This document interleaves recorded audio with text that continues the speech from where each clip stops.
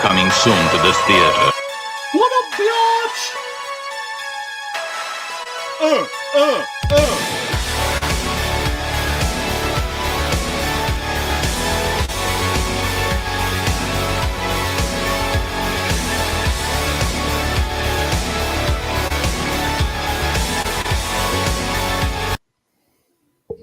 What is up, everybody? It is your boy Brian back for another episode of CG Horror Movie Club, the club, where we, guess what? Figure it out. We watch horror movies. Yes, we watch horror movies, and then we get together and discuss said horror movies. The movie is always something that's not behind a paywall. Link is always in the description. So, if you want to join us to discuss the movie, you can jump in the chat, or I can always shoot you the link. Or if you haven't seen the movie and you think to yourself after listening to us discuss it, hey, this is something I want to check out, link is in the description. And it's usually something that's on like Tubi, which means it's unedited, but it has commercials. Or sometimes it's like a YouTube rip, because my God, sometimes lately you've been seeing people uploading YouTube rips that are pretty sweet, like 1080p widescreen transfers, that sort of a thing. And Shadowhawk, what up? Good to see you. Thank you so much for joining us. Everybody in the chat, thank you so much for joining us. It is greatly appreciated. But of course, it ain't a proper episode of Horror Movie Club without my boy and your boy, Matt Butch Cleaver Burke. What up, Hey, Matt? chat. What's up, guys? How you doing? What up, folks? Good to see y'all. And this week we are going to be talking about John Carpenter's Vampires. Yes, sir. Which this is actually my old DVD copy. Oh, sweet. Yeah, and it's actually cool. It's actually like, this is like back in the Disney when DVD was like a collector's format. Yes.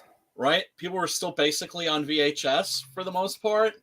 And so even like a corporate disc, like nowadays, this would come like no frills, like, no special features or anything. Look at this cool like gatefold right here. Oh, that's dope. That's kind of cool, isn't it? Here, let me blow up my screen real quick. Check that out. It's James Woods, Cheryl Lee on the other side. The ultimate experience in terror. Well, That's cool. maybe not exactly, but it's still a great movie. I think it's very, very unfairly maligned. Like, I know there are a lot of John Carpenter fans that put this kind of like at the bottom of his over. And for me, it's in the middle. Yeah, it's somewhere in the middle. It's really good. And like, well, we'll get into it. But I'm like, when I first watched it, I would have been one of those cats, Yeah. But going back and rewatching it again, like, damn, this is fucking Carpenter, like to the core, like really Carpenter. I know I think it was Vampires. It was a novel he based it on. Yes, it was a novel by John Stakely is the guy's name, believe it or not. Staking me, motherfucker? He's staking me. Yeah. And the S at the end is a dollar sign. Dollar sign. Yeah, I saw that in the credits of the movie in the beginning. They showed that. So yeah. I remember reading the novel like a long time ago, like in high school. I think a friend of mine told me about it. Sweet. And so I checked it out, and this is very much kind of a shrunk down version of that. Because, of course, in a novel, you don't have a budget. Right. Right? In a comic book, you don't have a budget. You can go as big as you want. You can go as small as you want. For something like this, they have to go smaller. Because also, keep in mind, this is Carpenter when he was making pretty low budget films. Because every movie that he made that had a budget failed. Yeah. Right? The Thing. One of the greatest horror science fiction movies ever. Bomb. Critical and financial failure. Disaster. Right? Totally changed the course of his career. And, not necessarily a good way. And then they have Big Trouble in Little China. Even did the music video. Big Trouble in Little China. Should clip that. Like Trump, wind is with Trump face. rising, baby. China. Yeah, that was Tommy Lee Wallace, I think. Yeah, because John Carpenter, of course, always doing the scores for his own movies, except for The Thing, which has a score by the greatest film composer ever, Ennio Morricone. But if you listen to that score, it sounds like John Carpenter. Yeah, I would say it's got some Carpenter cues. Without a doubt, right? Like you wouldn't know from listening to it that it's Morricone. You'd think that it's Carpenter, and boom, boom. You know, the minimalism of it and everything. Yeah. And he had a band called the Coupe de Villes, and that was him and his friend Tommy Lee Wallace, who Tommy Lee Wallace, who directed Halloween 3. And actually, the name. Yes. And also the sequel to tonight's movie, which is Vampires Los Muertos. With Bon Jovi, right? With Bon Jovi. I was going to watch that last night, but I ended up watching... is it good? Yeah. Okay, yeah. I'm going to watch it. It's definitely worth seeing. I watched Nightbreed instead, because I never saw that, and I was like, ooh, this shit looks tight as fuck.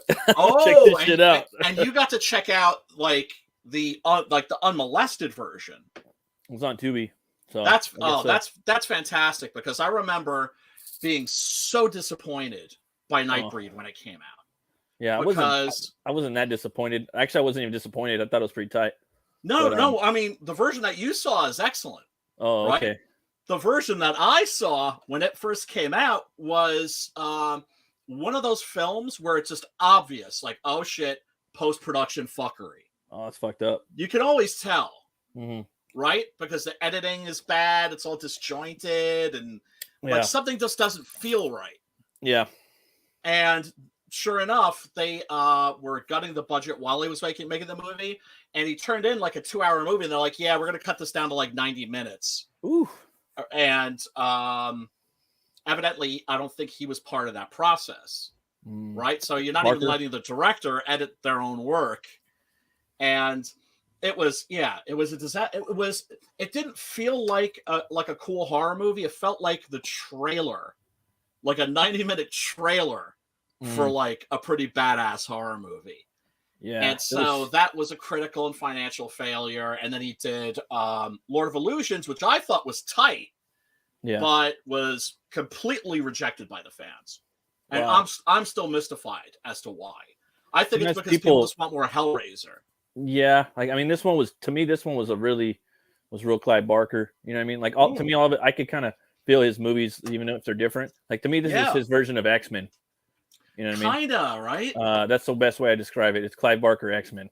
Yeah, it's a very good way of describing it. It's based on a novel called Cabal. Cabal, yeah, which is pretty faithful too. But I'm sorry, you were going to say?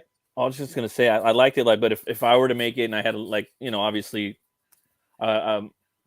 I'd probably just go a little more powerful, a little more OP with the main character.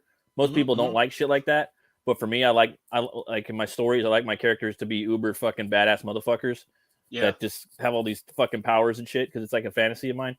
Right. So, but in the show, it serviced him. He was cool. Like he was kicking ass and stuff. Towards the end of the movie, fucking pulls up.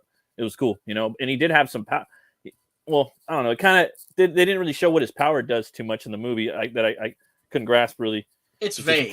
He just kind of like demons out a little bit, and then he does like a big rip and sucks it back in. He's like, all right, I'm human again. Ooh, yeah, like a big. But it was interesting. I think a cool remake it'd be cool. Very similar, and it was fun seeing like David Cronenberg be like a crazy killer in there. Yes. Yeah, dude, and he actually it was crazy because he looked like one of my characters. And I had never even seen the movie or knew about it. I know which one you're talking about. That's freaky, isn't it? And I was just like, ooh, he's cool. And it had some, Barker, just his movies are scary, and I don't know, they're good. I like Clive Barker. Like everything I've seen by him, I've enjoyed. My favorite, probably my favorite's Hellraiser, and then I really like Midnight Meat Train a lot. Well, Midnight Meat Train's actually by different director, right? Yeah, by Japanese director, the guy who did Versus, right, and Godzilla Final Wars. And Midnight Meat Train is one of those movies I remember when it came out. I was like, Bradley Cooper, fuck that, yeah, fuck that. I'm not watching this shit, right? And I've read a bunch of bad reviews, and then recently I watched it. Recently, being in the last like year or two. Right. I was like, holy crap, this is a great horror movie. And I seen it in 3D, so I don't know if that like yeah. I don't know. I don't know when it came the out. Eyeballs popping out. Yeah. Like I was thinking of that shit, you know, like well, I mean, if you're gonna make very a movie inspirational. in 3D, right? If you're gonna make the movie in 3D, then like because 3D is a gimmick, do some gimmicky shit.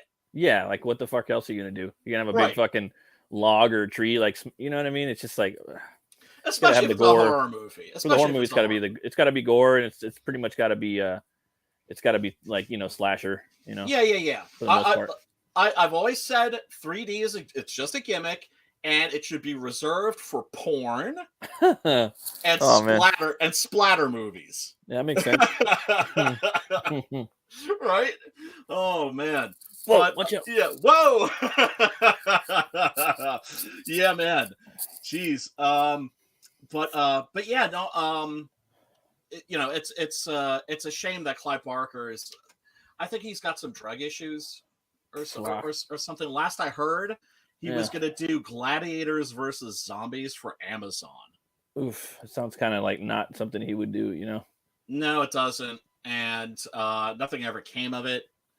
And so, you know, I mean, you know, if he's not well, I hope he gets better. Yeah, right. Because he's one of our you know, oh God, he was one of those people that never completely delivered on his potential. Yeah, definitely. Like, you know, I seen like somebody was doing like toying around. We probably talked about it on here, where they were gonna do this epic like remake of Hellraiser, but it was gonna be done in Game of Thrones style, and they had concept art that was, and it looked cool, where Hellraiser had his own like clan, and it was different. Oh, where it takes place in hell. In hell. So I'd be down for that. I'd be down for that. And I'll show you, if you Google the concept art, there's all these different like houses and clans that are in hell, and Pinhead, you know, he's like the main character, but there's other ones, and it would have been like it was like Game of Thrones, but Hellraiser, Clive Barker, like politicking amongst the Cenobites. Politics, yeah, Cenobite, yeah. That would have been, dude. That would have been like Lord of the Rings if it took place all in Mordor. Yeah, right. Pretty much, dude. That would be great.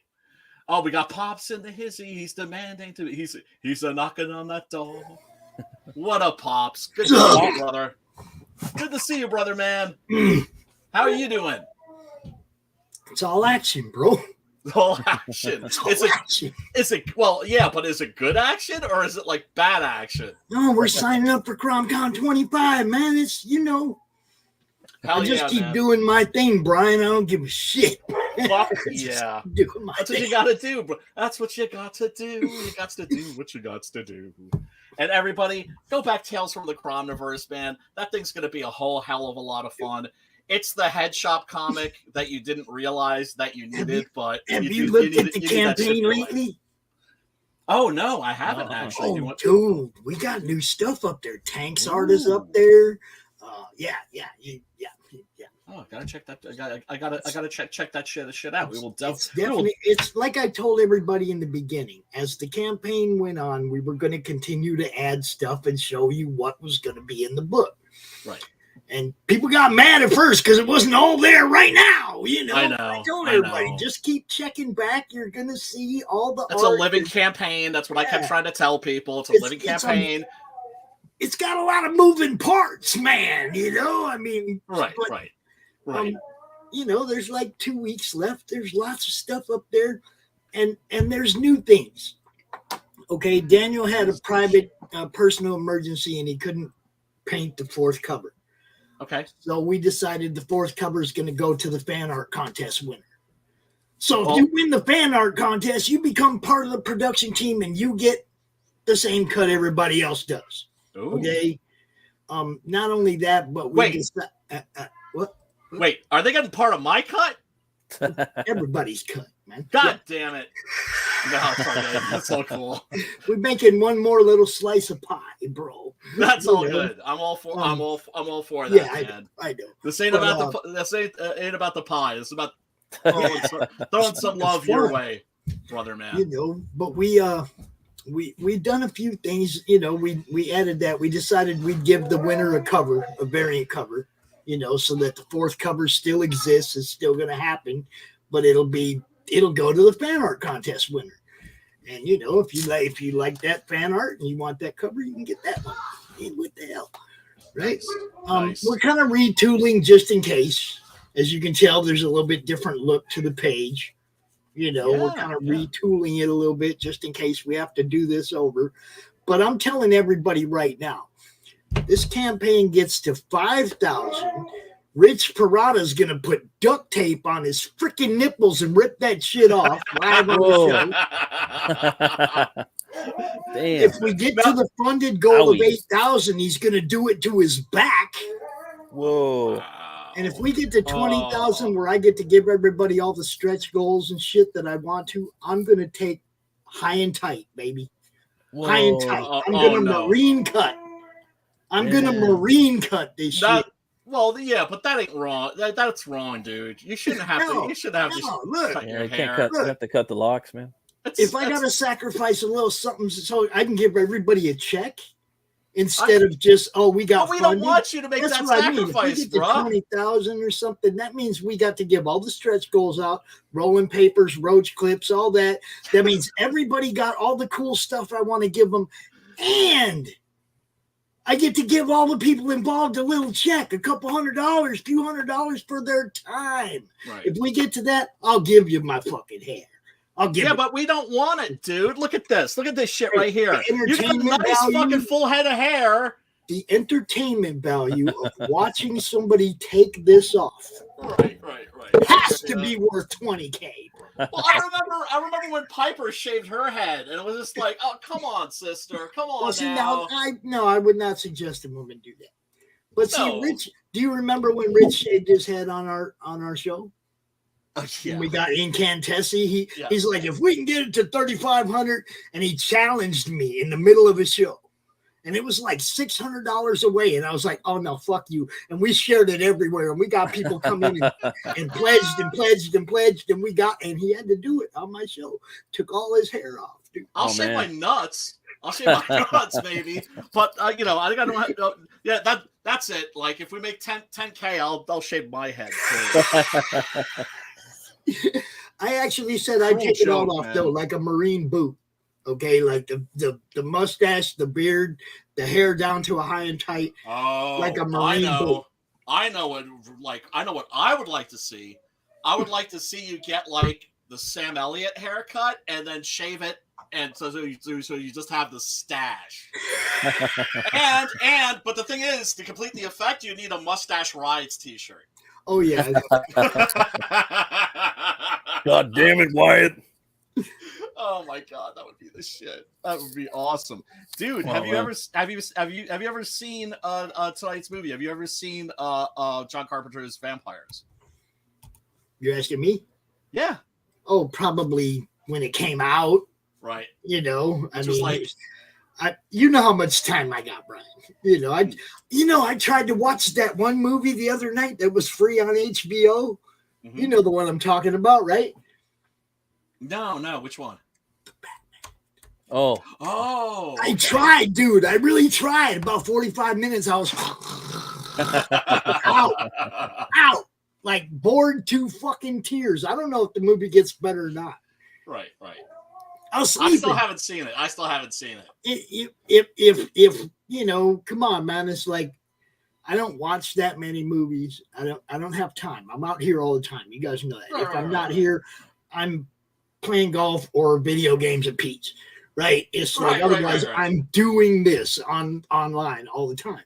I don't sit down and watch a whole lot. Man, you must ask for the creator community, and that's why we love you, and that's why we're with this After the Crowdverse thing. This is about throwing some love back at your ass. There's so few movies though that get a chance to go back and look at it again. It has to be something I really loved. Gotcha. You know, I mean, for me to be one of those, oh shit, it's on, stop. Yeah, what movies do you scroll through and you see it's on? Doesn't matter how much time's left in it, you stop and watch the rest of it. Anything by Sergio Leone, right? The first 30 minutes of that movie is all right. You know, the Dollars trilogy, Mad Max. Yeah, there's Mad Max movies 2, you just stop Fury Road. Escape from New York. Well, you know me, I don't like Fury Road. I don't even consider that a Mad Max movie. Really? Yeah. That's my favorite one. I know. And that's fucked up, son. That's I only fucked seen up. it once. It'd be that one and Thunderdome. Well, it's like it's an Imperator Furiosa movie. I mean, I knew that something was going to be up when George Miller was working on the script with Eve Ensler, the author of the Vagina Monologues. Right? I was just like, uh-oh. But visually a feast and an achievement. That's why I like it. You know what I mean? Like, yeah. You know, and they had Bill Cutter in there. Shadow, since you said hi to me over there in the chat. What's up, Shadowhawk? What's happening? What up, Shadow? Wait, I already said what up to you. I just seen that he said hail pops, so I was like, I had to. Yeah, man. The first 30 minutes of the Batman's is my favorite. And then it kind of dies for a while, and then it picks up at the end a little bit. Drags in the middle, you would say? Yeah, a little bit. And I would say, but it's still good. There's still shit in there that's like groundbreaking for the Batman fan. Sherlock Holmes. It's basically Sherlock Holmes and Watson with him and Gordon. This is what I heard. It was like more detective, more Souls type material, and I was like, okay, but that's what it is. Yeah, it's like, come on, man, speed it up a little. I would have spread out the action more, dude. I would actually took those like a lot of that fight scenes because there's gangs in there that he fights, and that's why I love too. It's like the you know, because if he fights a mano a mano, he's gonna fuck. He doesn't have that many. It's Bane, Deathstroke, and a few others. You know, so he's taking on gangs most of the time in the comics too. You know what I mean? So you got the Penguin gang, you got the Joker gang in the beginning, and then you got the Penguin gang. I seen him beat them up. That was pretty cool. That's my favorite parts, you know. And then they put it all in the motherfucker 20 minutes of the movie. They don't spread it out. I would have by force said, "Hey, dude, we got 3 fucking fights in this movie, 3 gangs. Put one every hour." Or a lot of short clips of each one during each investigation, like every hour, you know, and it feels like a 3-part structure because things happen, you know. And then they have the incel fucking MAGA dudes at the end, which are the fucking Riddler guys. That's kind of how they played him. Like he's like fucking which is it's fucking stupid the way they fucking do. No, I'm MAGA too, hell Trump. But I'm just saying that's like kind of the way they played it. You know what I mean? It's just fucking. But yeah, it's good. And then the Joker, he's in a 5-minute deleted scene. What are you doing? Fucking killing I know, Joker. it's amazing. And I'm sure the director. Hi. Ice pack. What are you How you doing? Ice pack? Oh, I mean, it's hot out. I can't survive. Oh, go away. Oh, no. It's a whole 80 degrees or something today, and she's all, oh, it's hot out. I have been sitting on that couch all day. All day? You went to school? Oh, no. I didn't. Yeah, you did. Go. What's up with you, Pops? Say bye, everybody. I know I put you on the bus this morning. Don't act like you didn't go to school.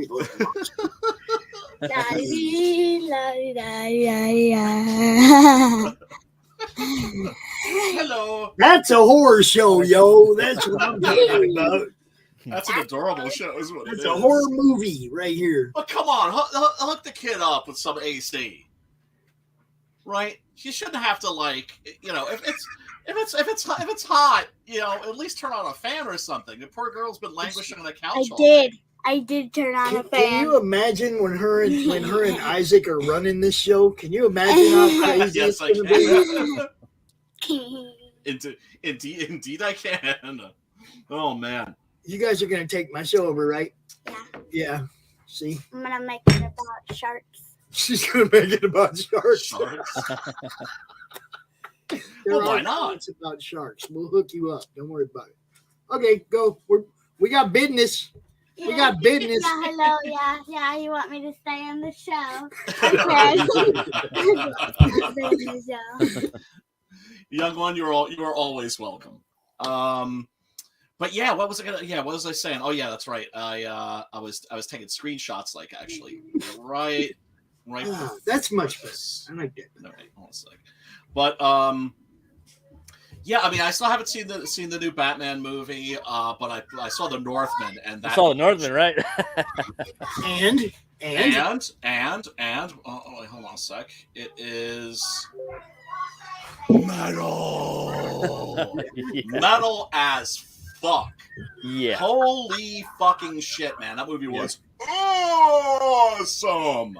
Yeah. I can't I'm baffled by people that don't think that that's like not the shit.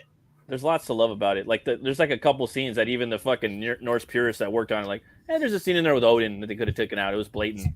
But it's like, who gives a fuck? You know what I mean? Other No, than that, I mean, like, the supernatural is very real in that. It's a sword and sorcery movie. It is definitely sword and sorcery movie. Where the crows are coming in. Like he was unapologetic about his, it's like balls out. That's what I love about it. It's balls out. It's okay. Where do you see this one at? In the theater. It's in the theaters. That's it. Yeah, it's going on Friday. It's coming out, but see it in the theater, man. If that's one movie you're gonna go see in the theater, go watch that. There ain't gonna be that many. You guys act like there's a theater out here in the boonies. There ain't no theater out here, man. Well, I mean, people think that I live in the boonies, but those are people that live in like Manhattan, right? It's like, this ain't the boonies. This is the freaking suburbs, right? I'm talking about, you go out the front door and there's a lake, and you go out on the back deck and there's a different lake. Right. That's the kind of boonies we live in, Yeah. Which is why it's cool. I've always felt they should release on VOD and theaters at the same time. Mind you, what Matt said, that's a movie that you should see if you can on a big screen, because they don't make movies like that anymore. No, it's coming out on Friday really in demand, but go see it. Get some popcorn. I'm one by myself. I wouldn't seen that one. I wouldn't seen that one in Batman by myself, and I've never done that. So before in my life. I can't take the grandkids to No, it's hard R. That's No. It's Conan. It's Conan with Vikings, Conan of our generation. Yes. Even the beginning, how like it had the Mako stuff. Hold up. When he gets the sword. Yeah, he gets the You sword. tried coming in this house saying you're going to the movies and not taking the kids. You come try that. You won't make it out the door. I'm telling you. Yeah, I'd sneak out. Just don't tell them. That's what I would do. You see, I had gotten like my jimmies rustled, like something had happened. I'd gotten some news that got me like kind of gut punched, right? Mm-hmm. And I was just like beside myself, and everything's cool now, and everything was cool like the next day, but that day I was all fucked up. And so I was just like, I need to get out of here. I gotta go to when we go to the movies. I'm just like, literally like 5 miles from my house, there's like a multiplex. Oh, nice. And I was like, oh, Northman's at 8:30. Went and checked it out. I was literally the only person in the movie theater. Yeah, it bombed. Which was great, because it meant that I got to go, fuck yeah, and metal, and like out loud as much as I wanted. I knew it was good when the intro started, and it sounded like Mako narrating. He's like, when the lands were covered with ice. You know what I mean? And then he goes in there. I was like, oh, okay, cool. Then we could fucking There's so go much in there. Conan in that. Yeah, and I was like, all right. And then it's broken up into chapters. You know what I mean? Yes. So I was like, oh, this is gonna be fucking awesome. And Willem Dafoe in there, Ethan Hawke. Oh my god! It took 10 years on it. The main actor. I'm like the guy that lost his to Thor. He was supposed to play Thor. I'm like, fuck that, dude. You're from fucking Sweden. You should be playing motherfucker Thor. Alexander. And I was like, he should play. Yeah, he should play Viking. I've seen multiple interviews with him because they're popping up all over my YouTube on my phone. Yeah, he's a like, literal Viking. I've been working on this movie, trying to get a movie made for 10 years, and blah, blah, blah. So he's been working on this shit for 10 years. Amazing. And Eggers, the director, he is now right up there with Panos Cosmatos and Richard Stanley and there's a couple other cats too. Few now, but there's a few that's good. A few, which mean that are like, I think potentially like going to be like our great like directors. The visionaries, yeah, like the visionaries, because there's so few. It's not like these days we don't have a Carpenter and a Romero. And a Cronenberg, although Cronenberg is coming back, man. We had Rodriguez for a minute, but then he kind of fizzed out. For a minute. I was gonna say that was about it. He's doing Nosferatu next too. Oh, that's right. That's his with next Willem movie. Dafoe too, right? I don't think so. Which is kind of weird. Seems like but he did Shadow the Vampire already too, though. So yes, that's probably kind of like weird, but I would still fucking hire him because he looks like a vampire. Oh my god! And the perfect. English major, the English lit major in me, Loved all of, like, basically the plot is to the Northman is Hamlet, the true story. Yeah, Omelet. Yeah, Omelet. Yeah, right. And there's even that moment where it's just like, alas, poor Yorick. You know the scene I'm talking about, right? At the very end. Yeah. Well, like when he comes back and like he sees his friend's mummified head. Oh yeah. Right, and he's just like, and you realize that he's just like, my friend, you've seen better days. And that's supposed to be Ymir too, like another god. Right. And there's all these little god references. Even his dad is probably Odin. There's like a lot of theory too that his father, because he kept saying "All Father," It like feels very layered. It feels very layered. Fucking layered. Very layered. Something that is going to I think repeat viewings are going to be very rewarding. It's going to be like The Thing, dude. Like people are going to like it later on. But it's just the thing. People think that the whole movie is going to be filled with berserkers. I think they should have cut other scenes. I think personally they should have showed the scene where he was getting the sword. Just little moments with him by himself, rather than when he's like the I believe it's called the when he's basically the berserker like with other people. But it's a one person story. It's a revenge story about one dude and.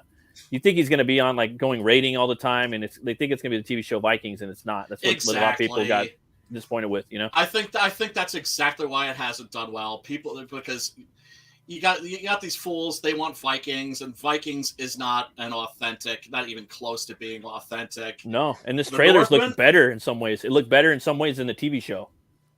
So it was just like fuck, and even that part where he catches the spear that comes out of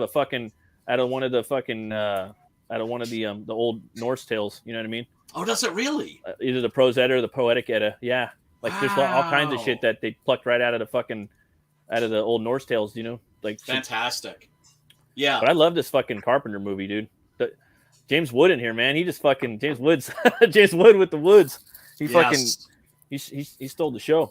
Yeah, he's very good in this. The whole cast in this, I think, is really good. I think James Woods is terrific. Cheryl Lee is very good. Daniel Baldwin is really good. Probably his best movie.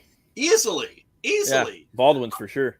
Right? I would say for me, it's by far my favorite James Woods movie. He's like the fucking alpha, like fucking Chad in this movie, dude. More than any movie I've seen. I mean. Usually he's just a side fucking weasel in most of the movies he's in. He's never the fucking main big dog. And here he's the fucking big dog, That's why what I liked about it. And I think I think Carpenter cast him because he has this grizzled fucking, gritty kind of look to him, like he's been in a fight and weathered. He's been through shit, weathered, and he's down to fucking stab you if he needs to. He'll literally fucking stabs a priest in here, you know what I mean? Or cuts him. Yeah. Well, I mean, it's one of the things that's so great about horror as a genre is that it's one of the few genres where your hero doesn't always have to be a total candy ass. Yeah. Where your hero can actually maybe be a bit of a bastard. Yeah. And the notion that somebody that would do this job, would you want a nice person doing this job? Nah, definitely not. Definitely not. Right? And do you think maybe having a life like this, because it's been his entire life, might, fuck him up a little? He's like Van Helsing. This is like a modern it's almost like they took some cues when they made Van Helsing from this. From the movie with Hugh Jackman. Like he's very similar to the Gabriel Van Helsing character in the film Van Helsing, to the point where he was raised by the Vatican or at least the Catholic Church to become a slayer of the undead. And like, that kind of this predates that one. Yes, it does. And like I said, it's based on a novel by John Stakely. I mean, it blows my mind that that's his name. Called Vampires. And I remember reading it as a kid, and that it was like it opened up in Europe, and there was like a cathedral, and there was like a master vampire in a cathedral. Damn, that sounds tight as fuck. Yeah, and basically the master vampires are like unkillable. There's only one way to kill them. They fire this basically it's basically a sharpened baseball bat that goes into their chests, and then these prongs go like that. Okay. And then they have a winch, as they do in this. They go, and they just like pull them out with the winch, and the vampires like grabbing up, like is like holding on to like the stone walls and digging furrows into it with his fingers. Oh, it's wow. like, it's badass, man. And obviously, for this, they had to shrink the story, but I think they did a pretty good job of it. It's still basically the same thing. It's almost in some ways like realistic in the point where it takes like fucking 3 guys to kill 1 vampire all the time. Like he doesn't have his team that much, but whenever he goes out, he has people with him to help him out. For the most part, and it takes like usually 2 people to fucking kind of fuck the vampire up. They can't just go full blade on him. Like it takes an effort to kill one vampire. Oh, James Woods, man. He's a fucking, he's an outspoken guy too on fucking Twitter, anti-fucking bullshit. He's the motherfucker that started. He's like the one guy in Hollywood that says, fuck you, man. Yeah. He's the shit. Yeah. This is his best role, in my opinion. And I think so too. The Onion Field, that's another really great one. That's from way back in the Disney. Once Upon a Time in America. Did you say way back in the Disney? In the Disney, yeah. In the day? Yes. Like Archie Bear says, in the day. Yeah. That was the movie that kind of put him on the map when he was like a younger actor. Now here, of course, he's like exactly the right age for this. Like if I was an actor, like this would be my dream role. Like being later on in life, or even now, like say if I became an actor, like this would be my dream role to be him in this movie, like a fucking old, nobody looking motherfucker that's just a badass, going there, total badass, right?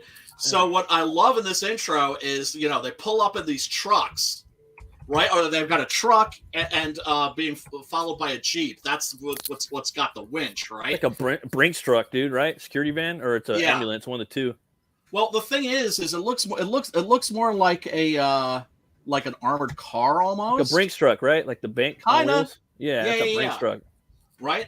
So I just love like they just pop that open and like the team spills out and they look like total fucking scumbags. And there's homie from fucking 30 Days a Night, bro. That's where he went after this. He went up to Alaska.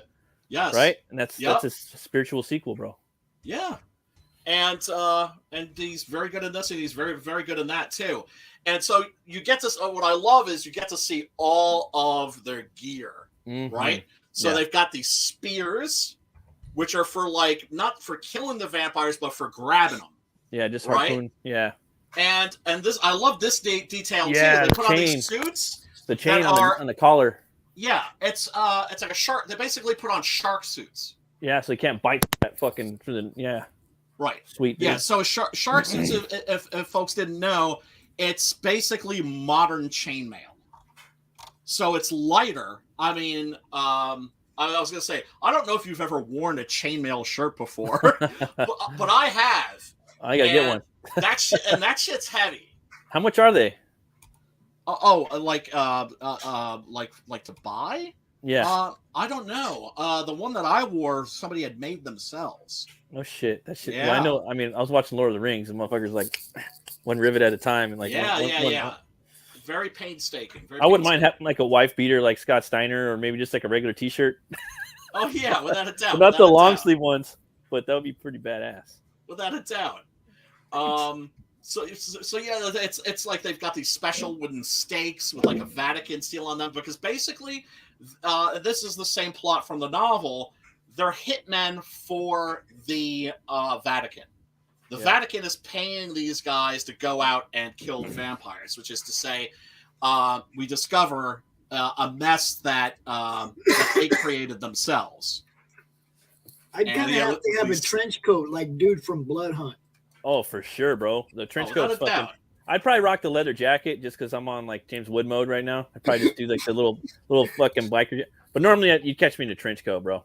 I just wanted to give Sim a little shout out. Yes, Sim. If you're out there, bro, he got fucking cuck blocked, dude, by fucking I guess bro. Did. Yeah, they fixed it this morning. He was out on the morning brew with us. He said that they fixed it. You gotta fucking censor your shit now before you put it up. Like, probably when I put my next book up, I'm not gonna have too much gore on the main page. I got a gang of gore on my shit. You can't have like... Yeah, man. Yeah. But see, what these guys did is they went and looked at a video that had that booty shot. It wasn't even... I think Sims was somebody reported him. I think somebody because it was in the video. It wasn't like fucking Bonds where his shit was. Somebody is deliberately. Well, look, we've always had people we know that we know are watching us, right? Yeah, I think in the chats, there's always people, because they're like these moral busybodies, these fucking internet hall monitors. Yeah, these fucking weirdos, bro. Like total weirdos. Fucking narcissistic, fucking jealous, envious people that fucking want to fuck with you. You know what I mean? I don't know why. I don't know why they fuck with comic book creators. They have to go. They have no life. They have no life. I'll be honest with you guys. When I see artists that are okay with censorship, I wonder if they know anything about history. Because guess who? Once censorship is okay, guess who's the first people to get censored? Yeah, artists. Yeah. Yep. Fuck! But they're fine with that. History. They're gonna go after you first. Yeah, but here's the thing: they don't know history. Where do they get their history from? They get it from TV and movies. Yeah, which teaches you fuck all about history, right? Yeah. There was a great I was taking a class in it was a philosophy class, aesthetics, right? All about philosophy of art. That was the name of the course. And so you had all these great philosophers and their thoughts on art and great shit. I had a great instructor. One of the best things in the textbook that we had was there was a speech from a Republican senator. Yeah. Right next to a speech from the opening of the Nazis' Museum of Degenerate Art. Right? Yeah. And they were identical. Yeah, I bet, dude. Fucking right. Oh my god. Now it's the left that's doing this shit. But here's the thing: Americans have never trusted art. They don't trust it. They are suspicious of its power to move. It is powerful, and so they want to control it. I said governments are suspicious of art. They're afraid you're going to start a movement. Dude, I was listening to always the one that start the movement. Yep. I was listening to Hart Fisher this weekend. You know Hart Fisher from back from Boneyard Press? I love Hart. I think I was on when I was on your show promoting. He was on there too. Awesome guy. Like I was listening. He was on there with Lucifer Storm. Yeah, they were both on there talking about their Ed Gein books, and it was like a 4-hour stream. I was sitting there drawing some Hell War. Oh my god, all the stuff that he went through and about the industry and the censorship, crazy. Yeah. I would love to check that out. What was this on? Was this on Pops' channel? No, it was on the guy that did the Fury and Ants, or I forgot his name. It's a dude. I don't know what channel it is. I'll find out though. But it's another comic skater. He has a book out, and me and him have been on streams. I think we went on like Comic Skate Presents with on Malin Show, and he has a YouTube channel and he had him on there. And then there was another one. There was just like a bunch of fucking Comic Skate YouTube shit that's been popping up on my phone that I've never even heard of. That's great. That's because people like me, man. You know the community button in YouTube? Once you get over 500 subs, you have a YouTube community now, like you have a Facebook group. Yeah. And you can post stuff. Oh, yeah, I know you're talking about. Memes and stuff. So I'm always like this. I see this went live. I post it to my community. I say, this is live. And then I go put it on Twitter and Facebook and everywhere else. But that's what that community button is for. Once you get to that point, you can share everybody's streams that you see with everybody else. You hear about the new raid one that came out with? The new what? The new raid fucking feature. So basically, if you got like I just do that. I tell everybody, let's go raid somebody. Well, just after your show, you hit the raid button or whatever the fuck, and then it just automatically sends all your people to the next show that you want them to go to. That's and that reminds me, folks, click the subscribe button and the like and ring the bell, hook a brother up. I need more subs so I can start doing that shit. We'll get there, man. We'll get there. Yeah, eventually. I mean, that's one of the reasons I come out and I share it. Because I want people to see what everybody's doing. Right. You know? Because this is what we're about. We're about community. It's not all comics. Everybody has other interests too. Absolutely. You know but there's a lot of crossover too. Yeah. Yeah. Matt, if it's not a hassle, if you can find that, shoot me the link. That sounds interesting. Oh, for sure. I'll hunt it down and I'll send it to you. Yeah, I'm always interested in. I'm always interested in stories about what people have endured Oh, the bro, mainstream. that dude went through some shit, bro. Oh, did But yeah, he's got a fucking horror channel too, a movie channel. I don't know how to get to it, but he's got like 2 million fucking subscribers or some shit. Nice. And like he was saying that like maybe you could pay him for some ads and they'll show it. And he does everything. He runs it. No yeah, shit. he runs it. It's like American Horror. American Horrors. It's like on Hulu or Tubi or one of those. Yeah, and like if you were a regular network, it's a horror network. And if you're got a horror book, you tell him like, hey, dude, and if he likes it, he'll put it on there. And all of his programming is randomization. So think about like you're gonna go see Iron Maiden. They're not gonna show you their set. You're just gonna go there and be fucking prepared, whatever the fuck it is. So his programming is all random. So imagine Tubi with just random horror movies all the time, and then he inserts these random fucking ads in there, like just random shit. You know what I mean? So I don't know, something to cool. check out. So yeah, most definitely. I certainly will. I actually just opened his Facebook page and clicked the like. So I haven't checked that out yet, but I remember him. I guess he had a book called I think it was a bull or something like that. Build a Bull. Build a Bull. Yeah, it looked pretty brutal. It's like brutal. And he's the type of guy that makes old school books that underground hardcore shit. You know what I mean? That'll fucking that's old school underground stuff. Yeah. Oh man. I don't know if either of you guys have seen anything from Ebon Press. I just followed them on fucking on Twitter, but oh my god, the artwork on there is beautiful. Like they're doing a lot of the Lucio Fulci stuff and the Beyond. Yes, they're doing a sequel to The Beyond, a sequel to Zombie. Kyle Oates, I know, has done some work for that. Really? Fool. Yeah. He's one of my favorites, dude. I know, me too. He's like like our modern Wrightson, pretty much. He is, yeah. And then he has his own little style too. Style. You know? Yes, without a doubt. But I mean, I can't believe like the quality of the books is superior. I'm blanking on the guys. Oh, Stephen Romano is the writer and the publisher, and so he'll take something like City of the Living Dead, right, by Lucio Fulci, and then he'll do a comic book version of it, but he like adds to the mythology, and then he starts tying them all into one universe, and hooking a brother up, hooking a writer up from the past, like, hey. Hook my universe up real quick, big dog. Thank you. Right. And make it artistical as fuck and gory in comic book form, sequential art. Thanks, dude. Thanks, dude. Dude. That's tight, dude. Yeah, fucking amazing. Their books are a little pricey, but you get what you pay for. No, I've seen some. You show me. They're fucking badass, dude. They're nice. Yeah, with the slipcover and everything. Real quick. I was at this place, Pops. I don't know if you have them over there in Michigan, but they're called Book Off. And basically, you could sell them your comics, your video games, your books, your toys, your instruments. I have them at my mall over here right next to Costco. And you go in there, and they have all kinds of shit, dude. And I've seen so many books in there. It's like graphic novels, $5, all used shit. But it's like going to Tower, like a used Tower Records. It's badass. We have a book in town. I mean, it's a small town. We got a bookstore called Lowry's, and they have used books. But they have a lot of cool stuff. What the hell you got here, Brian? That's an awesome painting, dude. Wouldn't this be great just to have like above your bed? Like, is that Maniac? No, I don't want to wake up and look at that. Looks like Ron Jeremy. That I could wake up. Yeah, Caroline Monroe, man. Yeah, but look at this. Oh, yeah, the slipcase though. The slipcase, bro. Nice.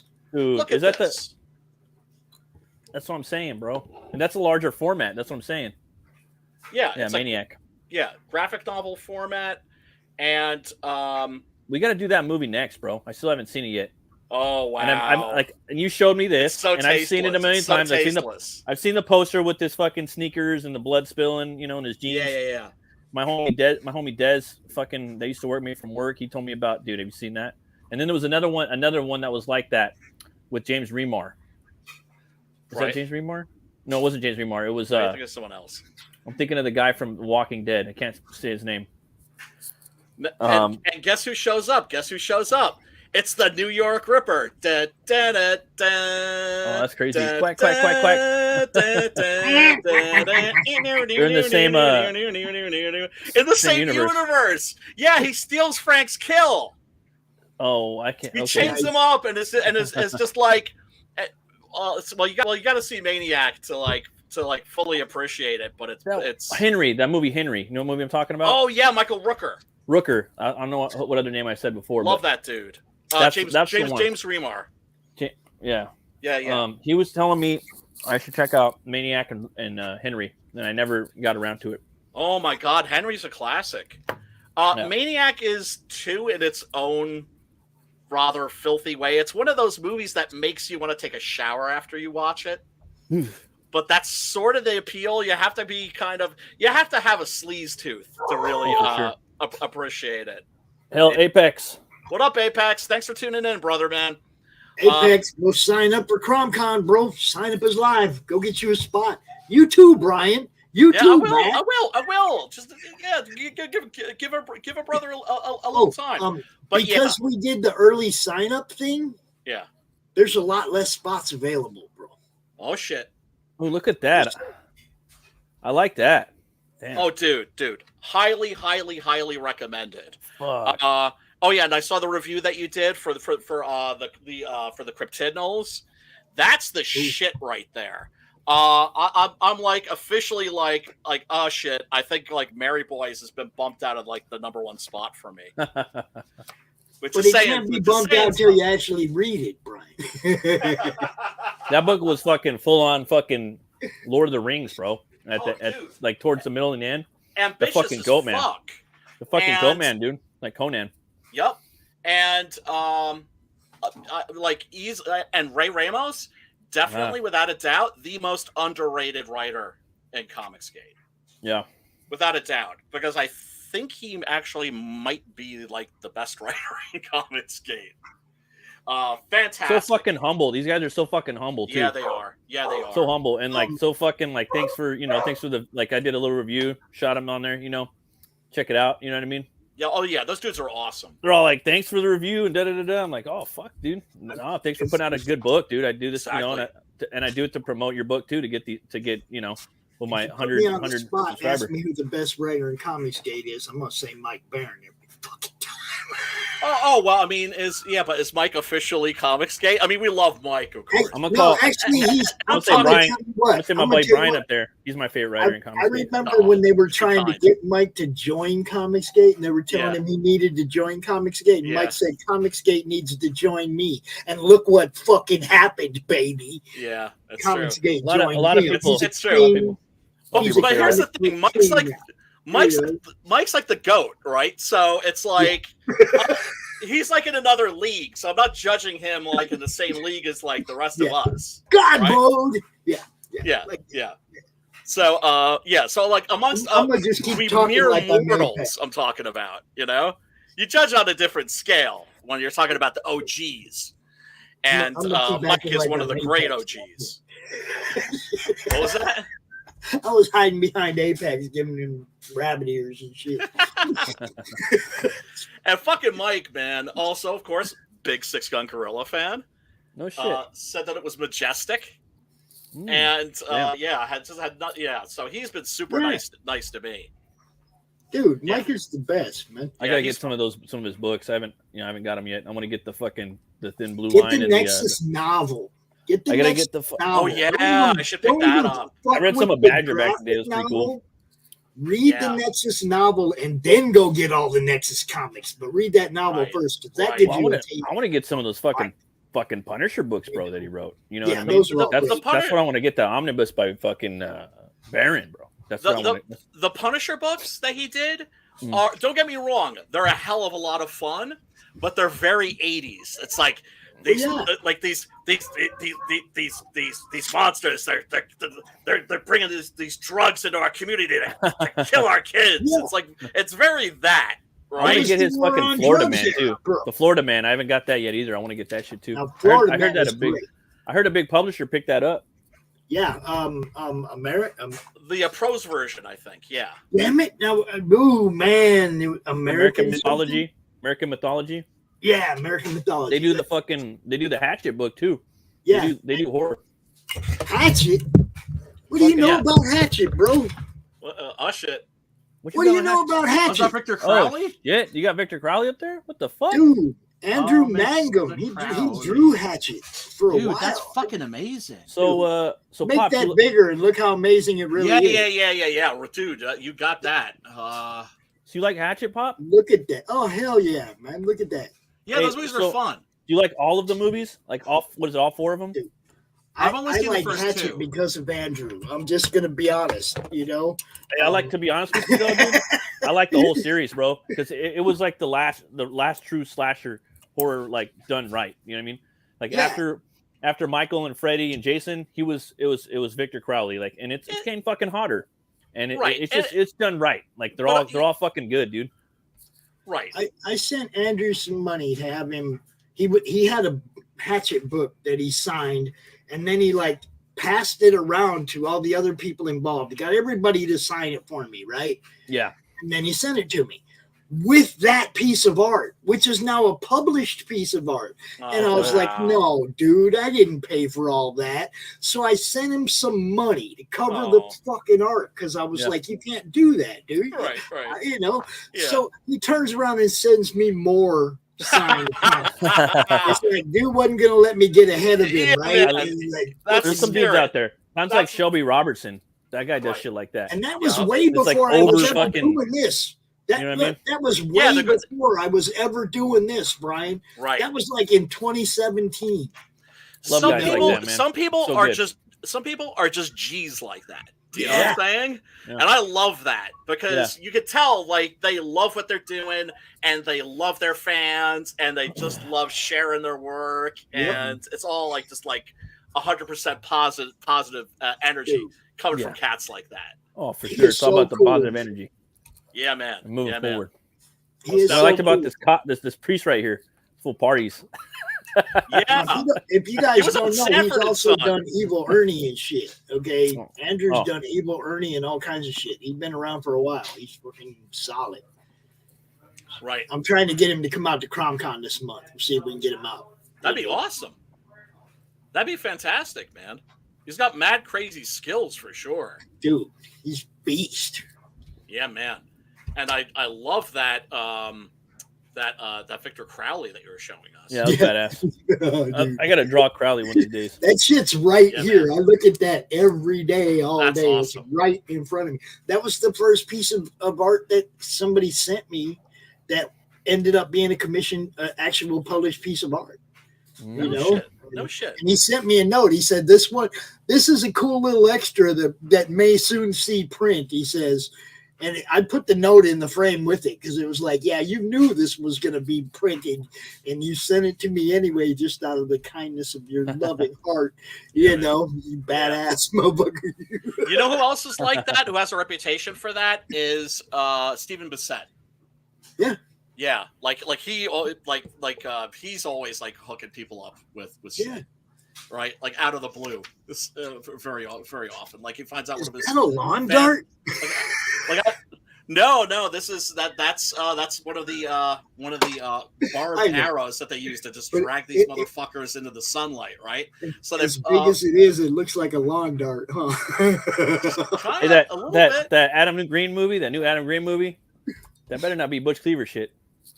Oh, I'm not familiar with it. By the way, in the private chat, I just shot you a link to Digging Up the Marrow. That's what I'm talking about. Dude, that's not new. That's like from 2014. It's fantastic. Oh shit, I want to check that out. Yeah, do check that out. I thought that was a lot of fun. It's like a mockumentary. Oh, okay. And it's the only thing is he cast Ray Wise, and so see Ray Wise, and you're just like, oh, it's Ray Wise. I kind of feel like he should have gotten a lesser known actor, but it doesn't. It's still just a really, really fun movie. The monster designs in that are very different and original. I was watching a movie last night called Itsy Bitsy. You ever seen that? No. It's these like spiders. It's got the guy from you know the one with the rats? Was it Willard? The one that had the rats? That actor, I forgot his name, Bill or something. Well, there's a dude I know that was at the comic store. And he's like, I'm working on a movie called Itsy Bitsy. You got to fucking check it out.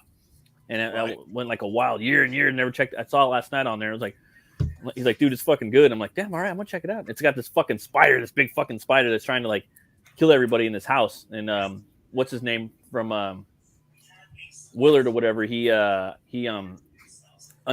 an old archaeologist. Bruce Davison. Bruce Davison. Yeah, he's like an old archaeologist. He has these like family. It's an indie film, obviously, and to come to his house and there's this big fucking egg from like the Amazon, and it fucking crashes and the goo comes out and fucking I don't know. I fell asleep during the movie, but I'm gonna finish watching it tonight. But it was good, bro.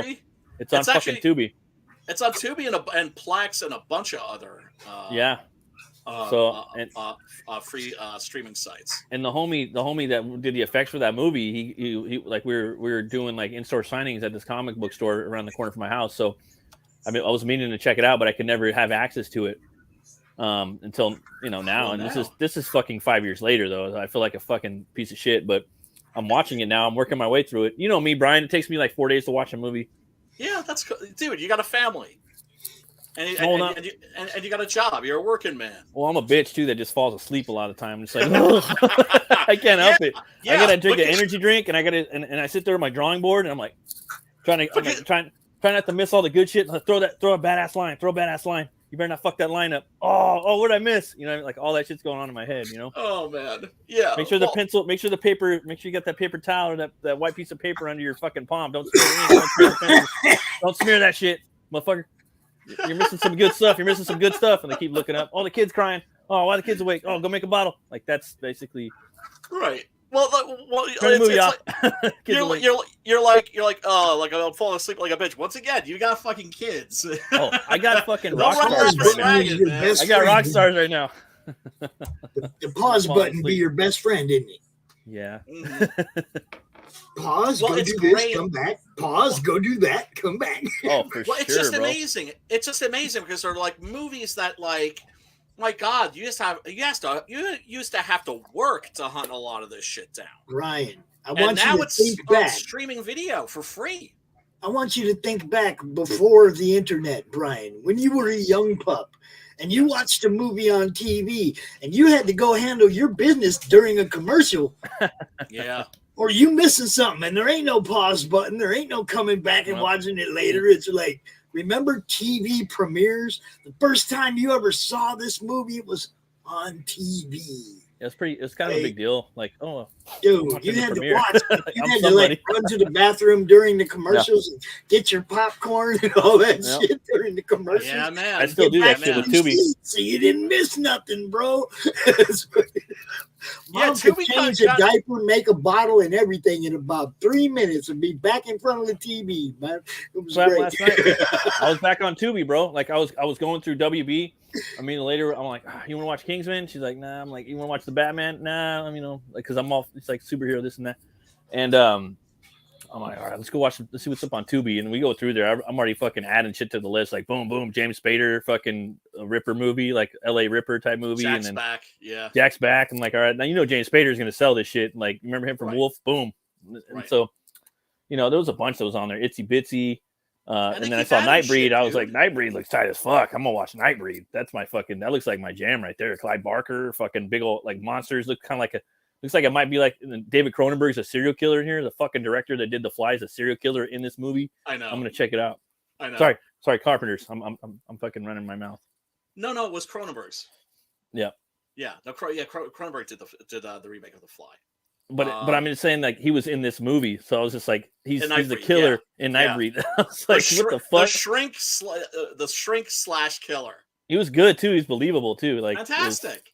Yeah, wonderful. He's acted in a lot of movies actually. There's a lot of I didn't even know that. And there was a lot of matte paintings in that movie. Like, and it was funny too. I'm like, yeah, this sounds like Danny Elfman. I'm like, this sounds like Danny Elfman. There's no fucking way Danny Elfman did the music for this movie. He only does big budget movies. Music by Danny Elfman. I was like, what the fuck? Yeah, that after the success of Hellraiser, he got a very good budget for that.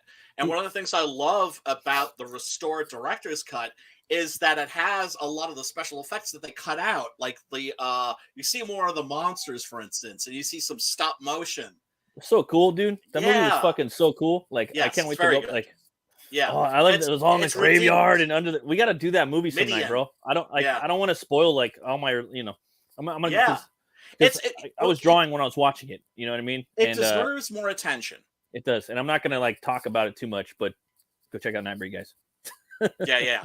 And like I said, the theatrical version and the version that came out on home video, shit. And then it's like it's a movie that's been rescued. Yeah, totally right. Like Absolutely. someone should like, hey Clive, you're fucking. That's a cool name, Clive, by the way. Yeah. Like, hey dude, your fucking movie's like on fire right now, bro. Like, you should fucking tweet that shit out or something. Like, it's weird that like that's the world we're living in now. You know what I mean? Like, you have to be like promoting your shit all the time, just to be kind of known, and it's like that shit should have been fucking known back in the day. You shouldn't have to do that, but he's kind of got to do that now. Yeah. Well, I mean, but you've got fan petitions and that sort of a thing.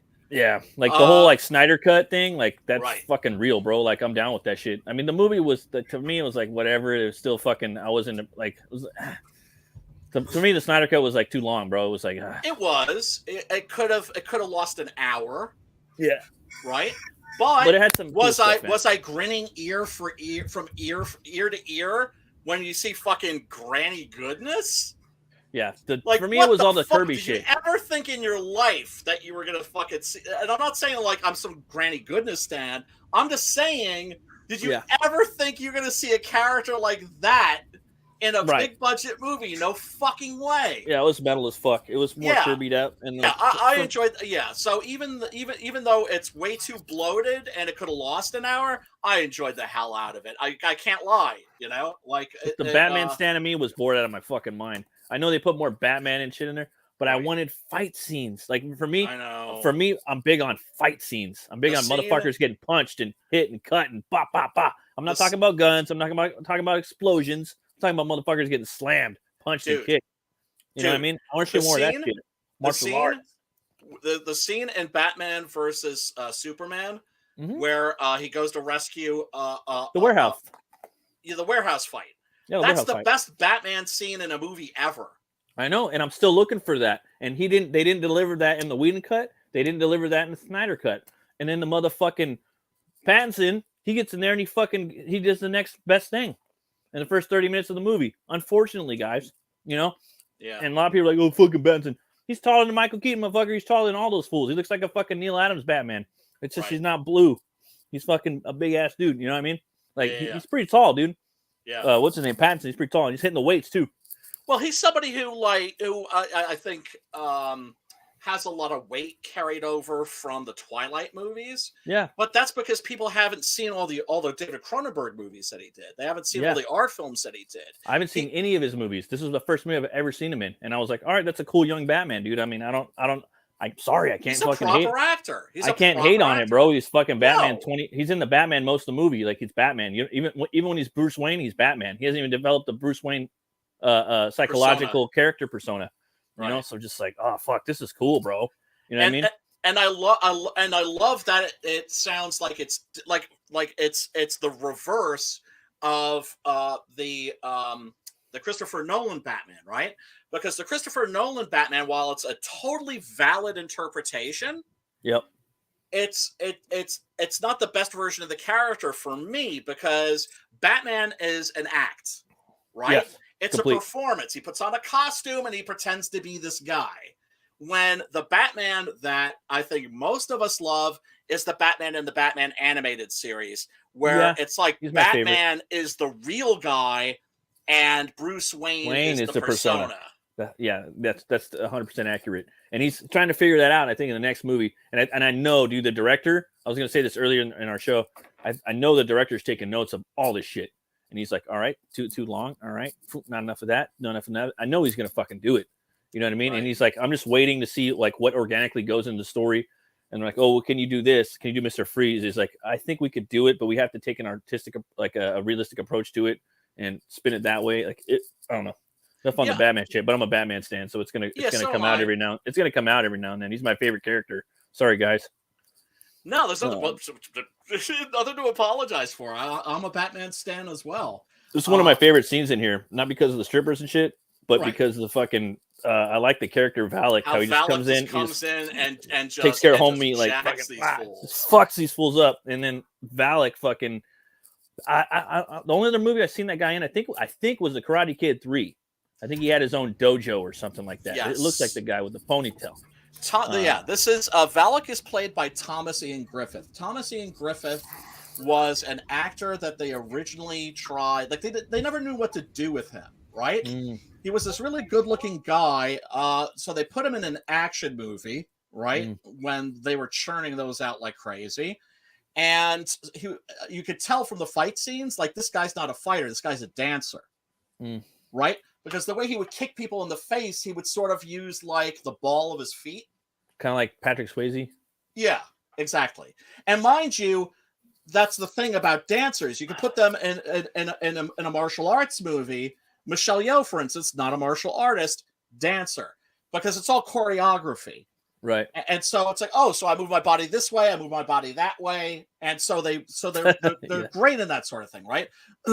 So they put him in Karate Kid 3. He was great in that, and he's now in the Cobra Kai series. Oh, is he? Oh, good for that fucker, dude. Yes. Oh yeah, good for I've him. always felt very underrated actor. He's also one of the villains in the Cull movie. Yeah, he's the guy that got Kreese sent to jail. He's the bad guy in Cobra Kai. Yes. Yeah. He's the bad guy trying to destroy Johnny and Dad. The even worse than Kreese guy. He looks evil as fuck, dude. Like, for me, yeah, he got Kreese busted. He framed Kreese, got him busted at the end of that one season. His old homie too. He has that cool face where you could be like, oh, I could fucking cast that fool. Like, he could be like a character in my book. You know what I mean?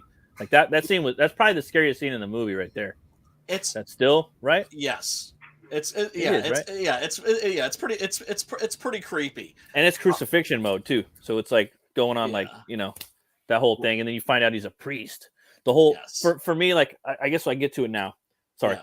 The whole fucking thing. What I liked about this movie was the take that they had on the vampire, the way that he becomes a vampire, and the whole church thing, trying to make it a conspiracy, cover it up. And I fucking didn't even like think about that. Like the first time I seen this movie, I must have been like maybe 15 when I watched it, and I not paying attention to all this shit back then, you know, catching all the nuances, just bringing in all the visuals, you know, right. But and still being kind of like, being a little. This wasn't From Dusk Till Dawn. It was Tex-Mex Southwest, but it wasn't From Dusk Till Dawn. But when I'm going back and watching it, this is better than From Dusk Till Dawn, I think. In my humble opinion, no, that movie's got everything, but it's still in the same genre and it's fucking tight. And I'm gonna go back and rewatch it. I understand why though. You think it's better for multiple reasons. Well, because From Dusk Till Dawn, for me, when the vampires show up, that's when the movie falls apart.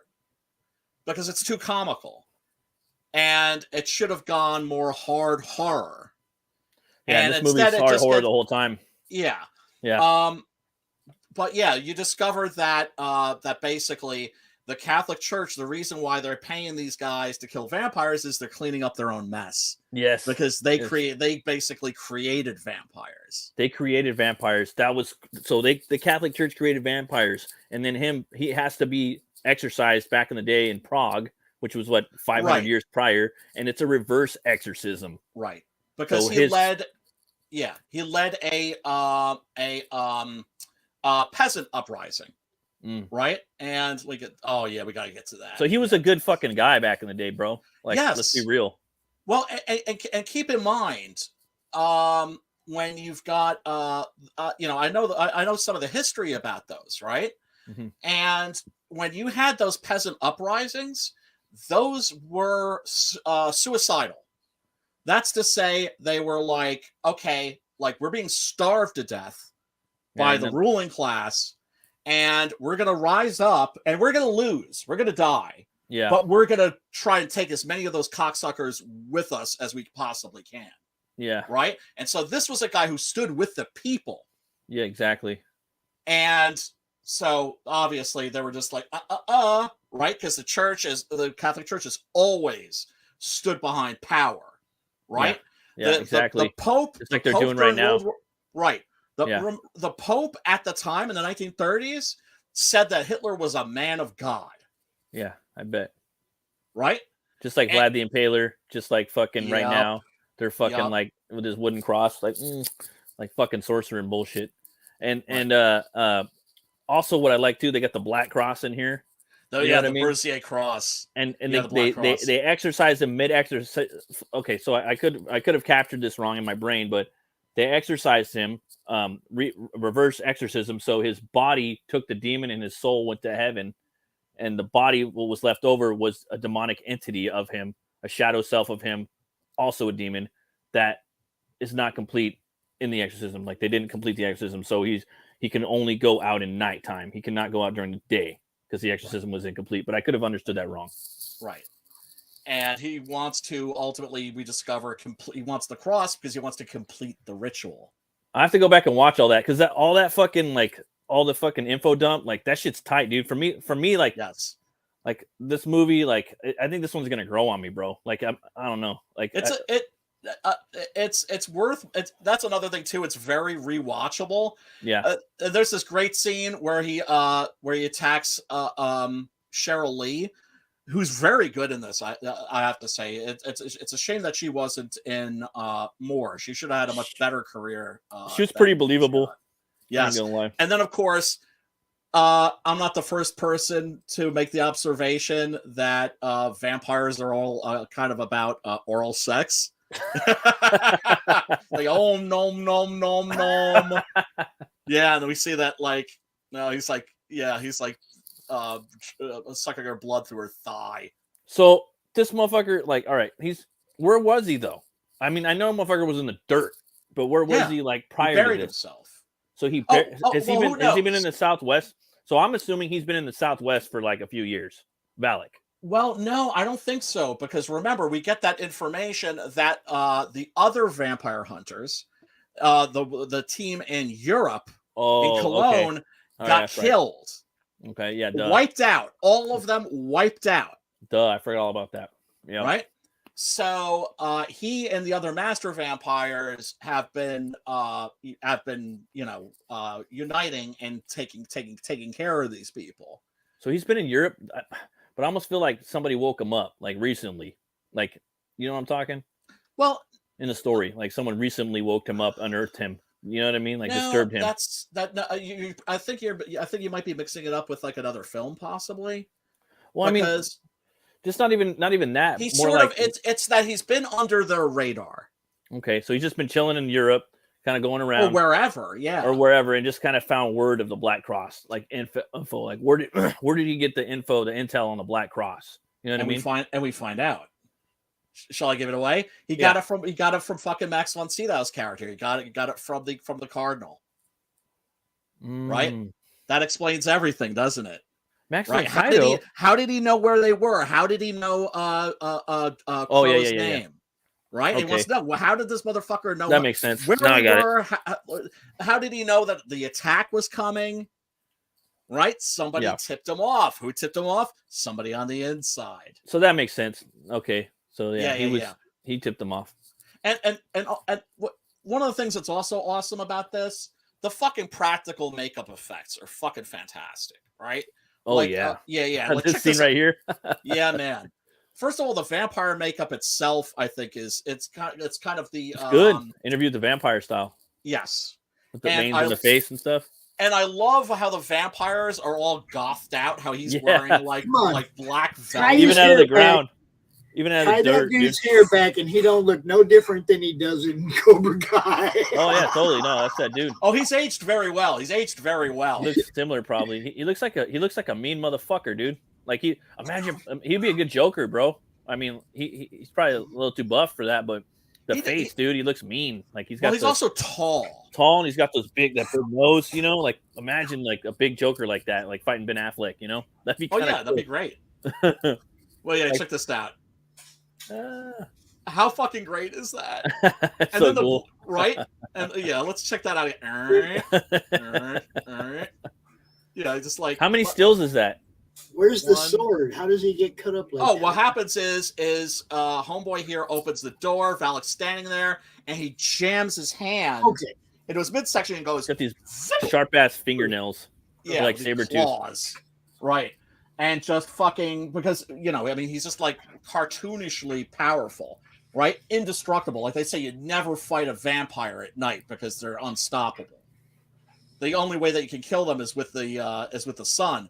So you see the splatter of blood on the actor's face, And then we see him drop to his knees, and now it's a prosthetic. It's a and it looks incredibly lifelike. It's that Nicotero, bro. Greg Nicotero had Howard Berger. Yeah, he did From Dusk Till Dawn. Like for me, like I put them in the same Walking universe. Dead.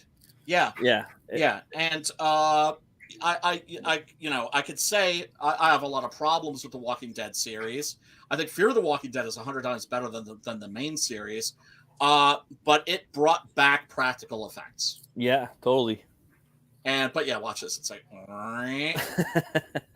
right, and then the blood is squirting, and it's like Valak is hanging out here, and the blood's still going like squirting out. Yeah, and then he just proceeds. Oh yeah, he jams like his hand through this guy, reaches through him, and like grabs this bitch by the throat. Yeah, that's the best scene in the movie, bro. It is. Yeah, they're just fucking unloading on him, and he's just like eating those bullets, man. Eating every shot. Wood just jumps through the whole fucking thing right there. Like, jumps trying into to a get dresser. to the, Look at that shot. Yep. Trying to get throwing himself in the movie. Well, yeah, because he's just like he sees like the crossbow on the other side of the room. He's like, I got to get to the crossbow, and the only way to do it is just to fucking just jump, because he ain't running past him. Yeah, you could, and I love this too. It's a cool name, can see Jack, like the smoke rising from like the bullet holes. Jack. Yeah, the way Jack he says it. Crow. That's a good shot right there too. Yeah, he's a good vampire, bro. And fantastic. So physical, like again, like he was throwing himself across the room. James Woods, so physical in this movie, dude. It was cool to see him just run up, drop kicking motherfuckers, throwing his body. It looked like he was doing it, the stunts, like a lot of himself. I mean, but there was one. I don't think it was him, but it was cool, man. And then a lot of the shots where it shows Valak flying, that looked cool. Oh yeah, fantastic. Yeah, when he's like, yeah, there he is, like that shot, and then he's chasing after them. And this is Frank Darabont. Frank Darabont. Yes, and I have a Frank Darabont story. It's an unfortunate one.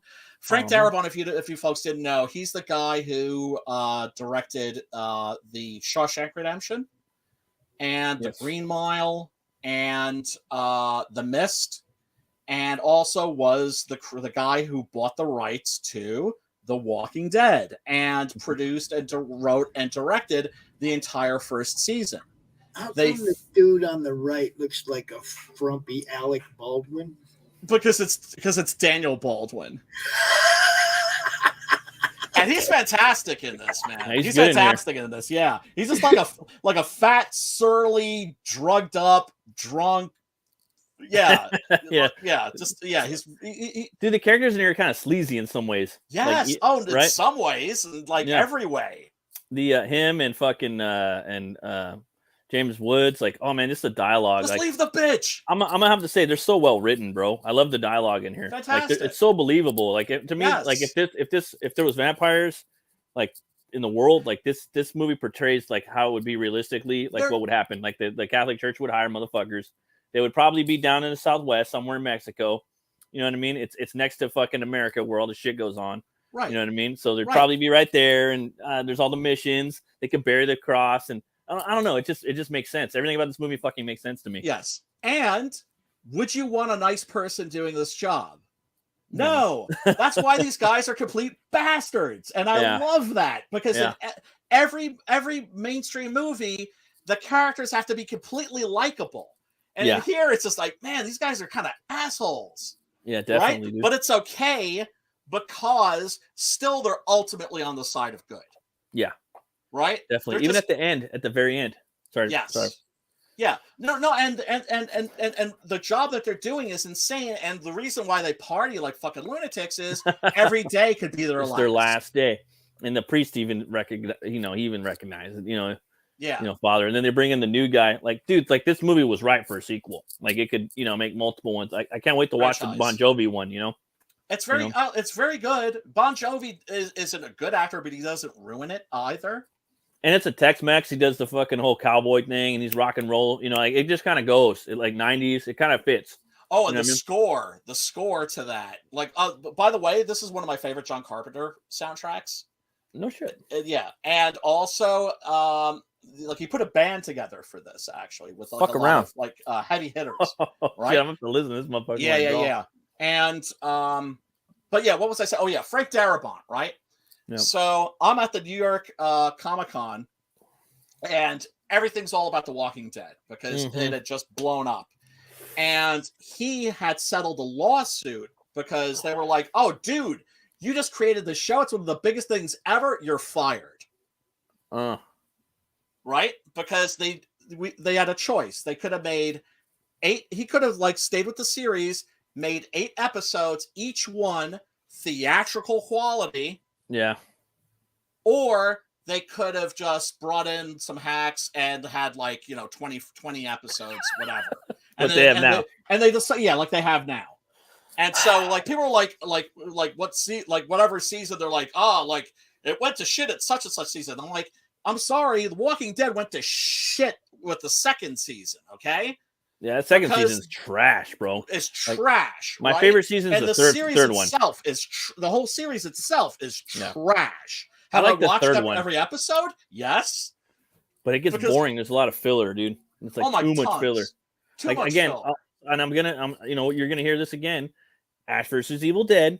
Fucking 30-minute badass shit. The last season got a little woke in some ways, I guess, but not really. I mean, to me, whatever the fuck. But 30 minutes, dude, action packed each fucking episode, dude. I gotta watch that. That's how you fucking do it. That's my favorite show. Favorite show. So it's on my list. I am gonna check that out at some point. So anyway, New York Comic Con. I leave my table, and this taught me an important lesson. When you're tabling at a convention and you leave your table to go to do whatever, take some comic books with you. Oh, no because shit. I walked right past Frank Darabont and I recognized him. I was like, oh shit, there's fucking Frank Darabont. Yeah. I could have gone, oh, hey, Frank, what's up? Want a free comic? Right. That's the whole free comic thing. Remember, I'm always talking about, dude, Yes.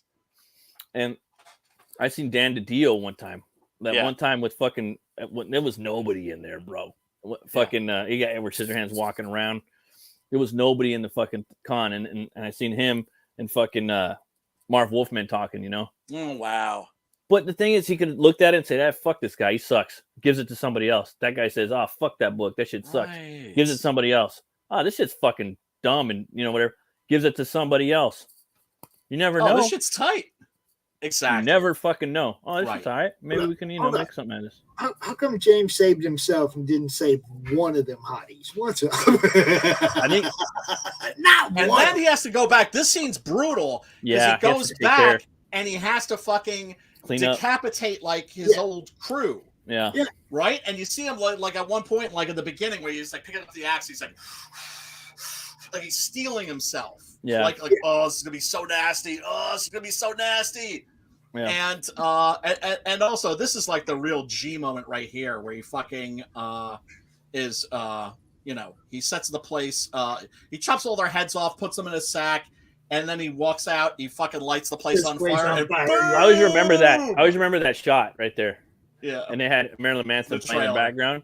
The trailer, I think it had like beautiful people. Yes. Yeah. And I remember that from TV.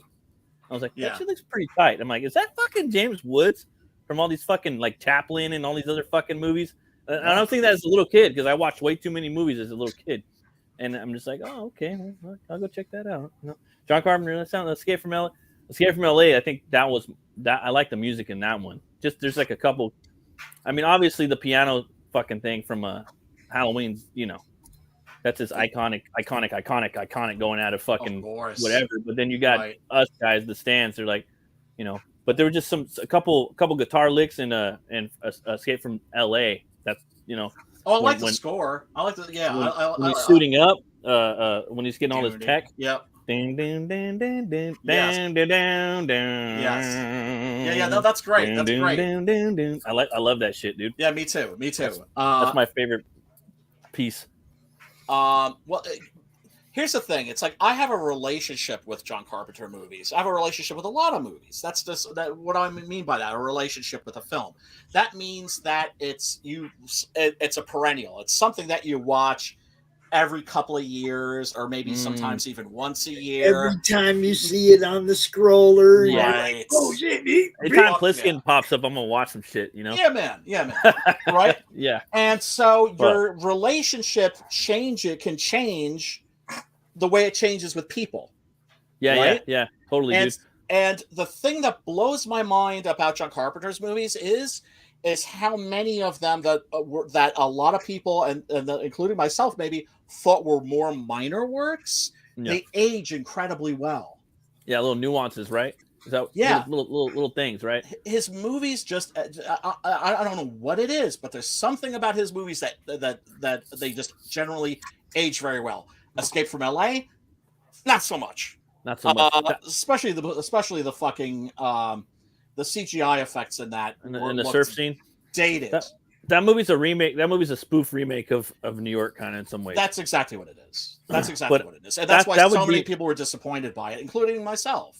I can't really say I have a movie that I go back to with him because he's got like so many cool things. Like, you know what I mean? Like, he's one of my favorites, dude. You know. Oh one of the all times. I love Escape from New York though. I remember like Escape from LA. Like that was like, oh, I fucking love that movie. Like when I was a kid, like for me that was my introduction to him. You know what I mean? And I found out then I that came out, and then I found out about The Thing, and then The Thing was like, oh, this is on another level, like because it's a different genre. You know what I mean? In some ways, it's like hardcore, like sci-fi horror. It's it's very. I don't know. It's just different, dude. And then this one has a lot of layers too. Like now I want to go back and watch it a third time. I learned a lot of shit. This movie has a lot of breathing in it too. A lot of breathing room. They let the characters breathe a lot, right? They do, and I think that's one of the and I think that's the reason why a lot of people don't like this movie. Yeah. It drags a little bit in the middle. Yeah, me too. That was like what I was thinking. I'm like, I'm watching this movie. I'm gonna talk about this on the show when we talk about it. But now, in retrospect of me thinking of that, I'm like, well, fuck, dude. Like, I mean, it kind of, again, it goes back to the same idea of me saying it's kind of realistic. He's going to have to go back, and he's going to have to clean up the fucking mess. He's going to have to do that. He's going to have to deal with everything that's going on with him, his buddy, and the whore. All that's going to have to go on. And then it doesn't drag too much, though. No, not at all. I don't think so. Because after the cleanup, they go right back into the... I mean, right. He has to go and meet with the fucking priest. I mean, it's not that much when you think about it. It's almost like 2 episodes on TV when you think about it. Yeah. But here's the thing. I think, because remember, I'm not the one that has the problem with this movie. But I think when you're doing this kind of a story, when you're doing this kind of a thing, it needs to move. Yeah, right? I agree. It needs to move. Oh, no, I agree with you. And it needs to keep moving. Yeah. And so it does... Yeah, so it's got to move. Yes. Well, you know what I mean. One of the problems with a lot of contemporary movies is they move too fast. They have no sense of pacing. That's the hardest part, I think, probably. Once you get the keys to the kingdom, is figuring out how to use those keys and what doors to unlock at what time you got to do it in the day, in the night. You know what I mean? Absolutely. And when you're making comic books, it's the same way. Pacing is incredibly important, And there are times where you want to have some breathing room, and there's some times where it's just like if it's Maniac Cop 2, that motherfucker needs to keep going and going and going and going and going and going and going. Yeah. Right? Yeah, and I ain't gonna lie, like me, like most of the time I'm just like I just want it like nonstop. You know what I mean? Right. But sometimes it's good to have the fucking real stuff where, it just kind of breaks down a little bit and chills. And for me, this is a horror Western. With vampires. That's exactly what it is. From Dusk Till Dawn, it's a horror Western with vampires. There may be subgenres in the horror realm where they differentiate, but they still are kind of adjacent to each other. And that's why I like them. It's a real shame that John Carpenter never got to do a Western because it's his favorite genre. There are elements of Westerns in a lot of his movies, right? Yeah. His favorite director of all time is Howard Hawks, who did Rio Bravo and El Dorado, which, if you haven't seen those, are fucking great movies. Maybe we should pester him, Brian. Well, no, he tried. He wrote a screenplay called El Diablo. Did you write one called Six Gun Gorilla or Bush Cleaver? No. Maybe we should pester him, Brian. Well, here's the thing about Carpenter. I think Carpenter has retired from making films. And I believe the reason why he has retired from making films and is just focusing on music right now is because he doesn't. I think because remember, he's one of those cats that's very aware of the of his peers, right? And I think he took a look at the career of Toby Hooper. I think he took a look at the career of Dario Argento, right? And I think he was like, you know what? I don't want to be one of those dudes. Romero was headed in that direction too. And then the same token, he's kind of like a trailblazer. You don't see anybody. You don't. Well, I mean, in his older age, you don't see any motherfucker up on stage smoking a fucking joint, playing his own music. Yeah, you just don't. No, like it's just so random. You know? Yeah. He's a fucking gangster. Yeah. In that regard, why don't we send him some fucking shit and him say, "Hey, you know what, dude," or have his secretaries, one of his 10 seconds. Hey, fuck you guys. Go fuck yourself. Oh, dude, in a heartbeat. That would be tight. I'd be happy with that. You know what I mean? Oh my god. Even if he just read my shit. Yeah. No, wouldn't that be sick? I'd be totally sick, dude. What the fuck is it? Like? I would love him to read like Butch Lever sitting on the toilet, smoking a joint. Fuck this shit. You know?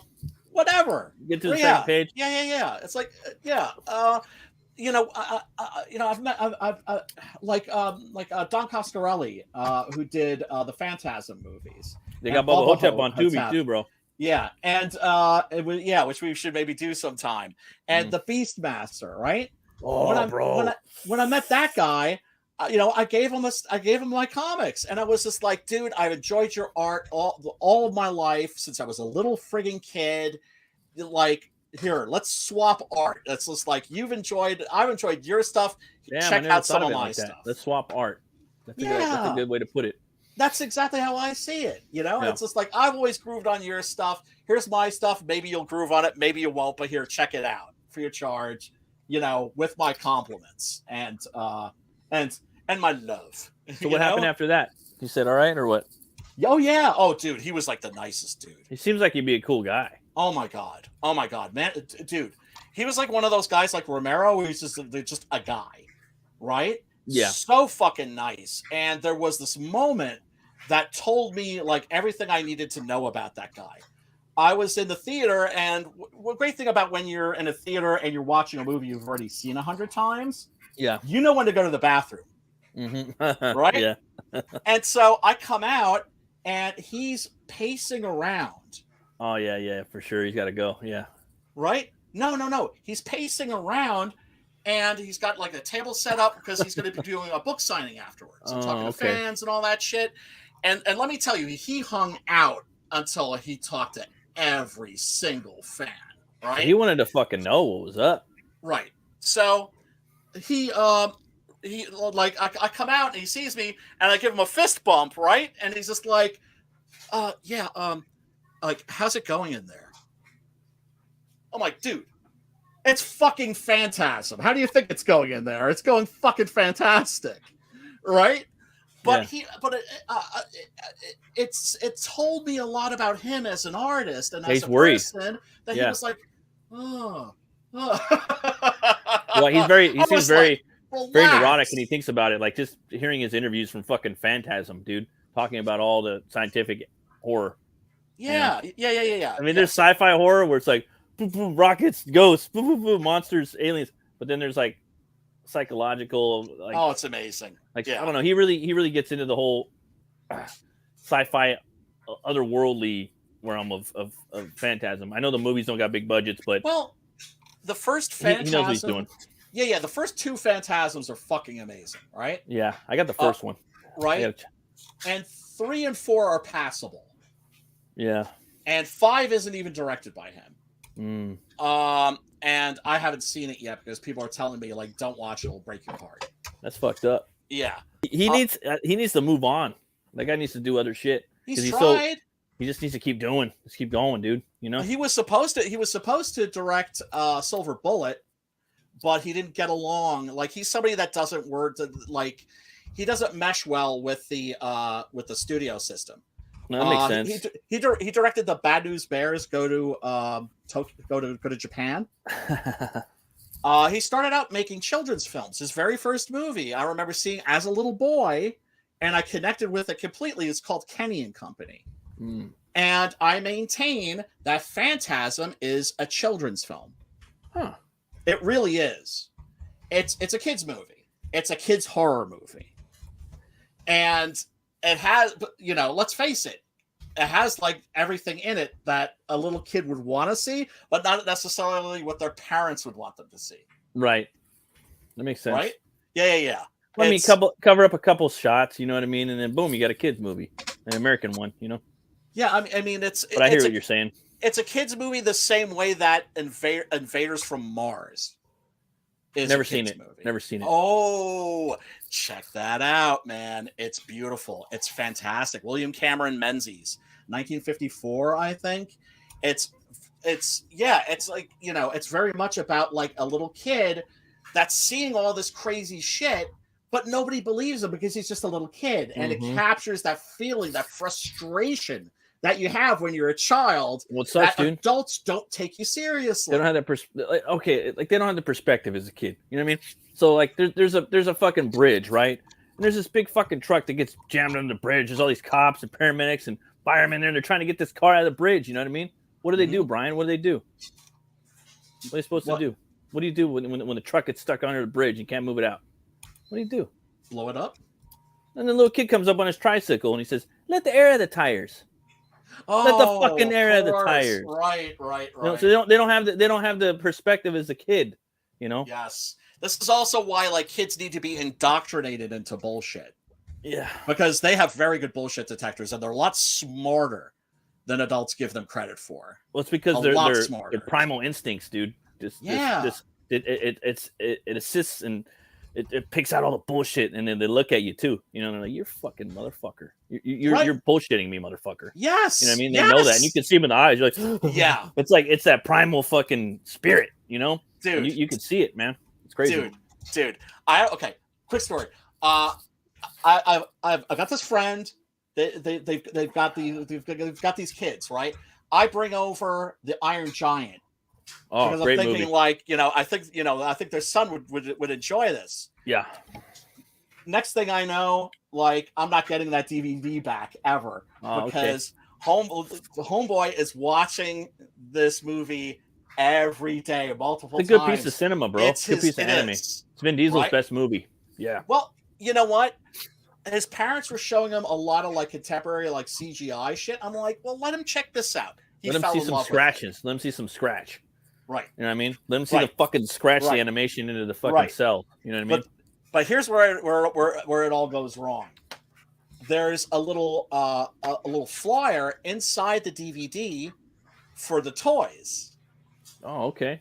Right? And so he's checking that out. He's like, whoa. Oh, it fucked him up. I want the right. Yeah, it kind of like it broke everything. He's just like, I want toy now. Fuck off, motherfucker. Toy. Yeah,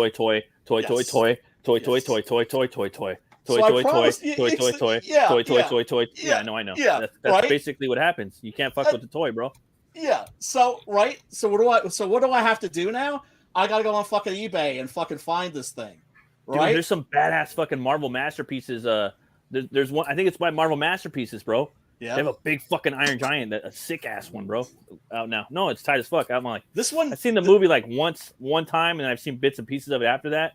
I'm like, that's a pretty badass fucking Iron Man. Like when I was a kid, I was into like such a I was into like simple looking robots and like the Tin Man from Wizard of Oz, just real simple shit. A fucking Diesel Punkian type shit. I like that stuff. Yeah, retro. Yeah. The movie poster. I remember seeing the movie poster. There was this beautiful painting that made it look like it was like from the 1950s. Yeah, that full Vin Diesel, bro. Like he could fuck some shit up with some voice acting. I think he could really just fucking quit his career and just do voice acting. Like I think he's good at what he does, like for the voicing and stuff. Yeah. I mean, as a kid, I mean, he was like fucking 25 or something when he did the Iron Giant. That right there, if he can handle that, he can fucking and he did Groot, but Groot's a fucking tree, but. Yeah, I don't know, man. He's got a cool voice. And side tangent or side fucking thing. I like the Riddick movies, bro.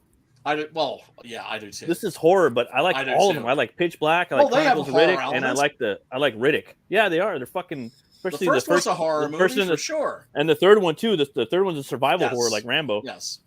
I like that shit, bro. Yeah, I kind of like, and it's kind of like Lobo in a way. Like in some ways, it's kind of. Oh yeah. And if second there one. was like a character you wanted to see more of, it was it was Riddick, because you only discover that he's the hero of Pitch Black at the end of the movie. You only discover like gradually you're like thinking like, wait a second, I think this movie's about him. So let me ask you a question. Yeah. When that movie came out, was it kind of like, this is a badass movie, you got to go check it out type shit? It was kind of ignored. So when I remember when it came out, everyone was like, dude, you got to watch that fucking movie. That shit's badass. And I was like a teenager or like in junior high or something like that. And I remember like adults talking to other adults about it, or, you know, whenever the fuck. I just remember it being like a movie where it was like, dude, it's not what you think it is. It's a fucking cool movie. You got to watch it. And I watched it. I was like, eh. Well, you know what it is, what it really is. And then when the other one came out, I liked the other one. You know what I mean? Because but it's a horror movie. I mean, it's right. Sorry, what is it? But it's also, but also, and a lot of people miss this. It's like the best stealth Christian movie ever made. Really? Yes, that's absolutely a very religious movie. Specifically, a very Christian movie. I have to go back and rewatch it. Yeah, and keep an eye out for it, and you will see it. And you remember how at the end, how he's like, you know, not for me, right? It's just like, well, F you, fool. You too, you know? The sacrifice is for you. And he gets it. Wasn't it weird, though, that movie just came out and he was just like a nobody, and he's this bald dude with these fucking black goggles, like this new character. Like, have we had that? Have we had that recently? No. Like an underground, like, fucking movie with this cool, like, kind of cool, like semi-cool, like character design and a cool. It was movie. a middle budget. It was like a mid-budget movie by David. We haven't had that. We haven't had that shit because they don't make those anymore. That might have been. There's either low budget, there's either really low budget, or there's tentpole. Dude, hey, and so you don't get like, you know, like a 20. He was a Snake Plissken probably of our time that we didn't even know about. That we didn't right. Like, I'm not saying it's a Carpenter movie, like whoever the fuck the director is, but character wise, we haven't had these little fucking characters come in from indie or mid tier, come in and kind of fucking break through, because he broke through and made his big $1 billion movie franchises from that shit, because he was doing like, you know, just random bullshit commercials and random little parts in movies like fucking whatever the fuck he did, the movie with the fucking Boiler Room. That's the one. Right. You know what I'm talking? Find Me Guilty. Yeah. Find Me Guilty. Iron Giant. He wasn't really breaking through, but what have we had since there? Saving Private Ryan. Little minuscule parts, dude. Yeah. You know? The Wheat brothers, the guys who wrote the screenplay for Pitch Black, straight up said that basically what they based it on, it's Stagecoach. Oh shit, that's crazy. You've ever seen Stagecoach with John Wayne, like the old Western? That's what they were thinking of. And then I think David Toohey took it, and he's the one who kind of turned it into like a stealth Christian movie. Yeah. And he did the second and third one, which I like that too. I like that dedication, because that guy, like, I remember the name Toohey, and then I remember Carl Urban, and I like that second one, bro. That one's my favorite. Everybody was complaining about it, and I was just like, it was perfectly fine summer movie entertainment. It was kind of different, dude, in the way it like plays out, and the way it just goes. It's not like anything ridiculous. It like turned into like Dune. Yeah, it got big, and like it's ultimately Conan in outer space. It is, and he's kind of Lobo-esque-ian in the beginning of the movie with his dreadlocks and his long hair, and I don't know, man. We don't get any of that anymore. Like, I don't even know when the last one. The only thing my mind is fucking fucked up right now trying to think about it. But the only thing I could think of with a cool character merging out of horror and sci-fi. Can you think of any? No. The only one I could think of is fucking the dude that Nicolas Cage played in Mandy. That's it. My brain's kind of going blank right now. Well, like I said, it's because they're not making mid-budget movies anymore. So they're just making really low budget and really high budget, and everything that's like in between, is like maybe like some crowdfunding. Hey, what's up, features. Spambot? What up, Spambot? What up, Spambot? Fuck out of here. So I just had to do that. Let's just say it was Mandy.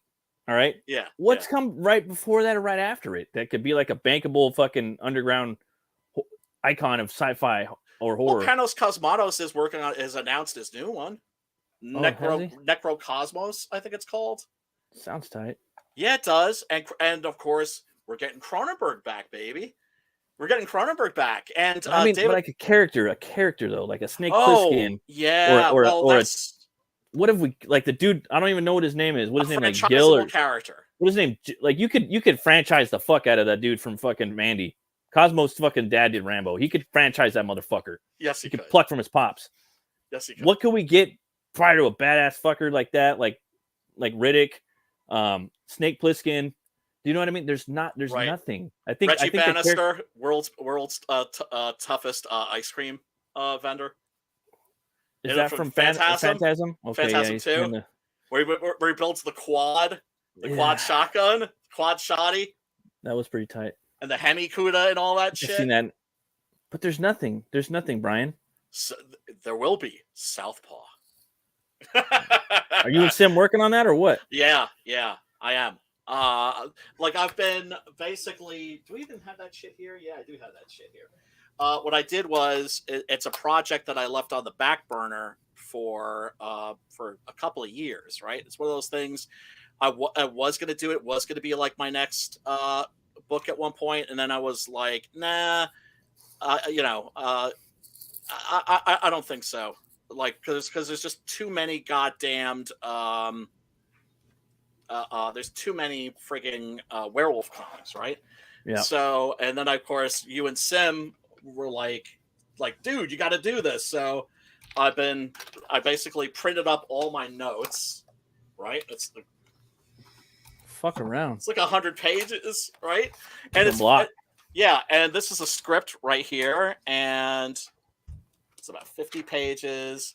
Ooh, and sick, yeah. So, and you ain't fucking around, bro. Yeah. So what's great about this is I haven't read this shit. I haven't looked at it in like a couple of years, and so I could be ruthless. Right? Because it's like I don't remember writing that. Well, that can go. So what I've mostly been doing is I've been taking like scenes and just throwing them right out. And that's something that is an ability that some people, especially when you're starting, can be difficult. Killing your babies, killing your darlings. As the saying goes, I find the easiest way to do that is to create a scrap file where you're just like, well, so I didn't destroy it; it's there. Oh, right. Save it for another cut paste, one shot, or for like another story. Yeah, you can always another character could use it maybe if it's similar, maybe not. Right. But the whole point is to get rid of it in a way that doesn't make you anxious. No, I hear you, man. Because anxiety is the greatest enemy you have when you're creating art. By the way, another great effect here. Let's check this out. Look at that. Oh, Brian, I'm loving the. Oh man, I'm loving the stop stills, bro. Yeah, is that great? Oh, it's fucking awesome. It's yeah, we do gore here at fucking the CG horror movie club. Yeah, this is the horror end of Comicsgate. So fucking, you guys like horror, you come here.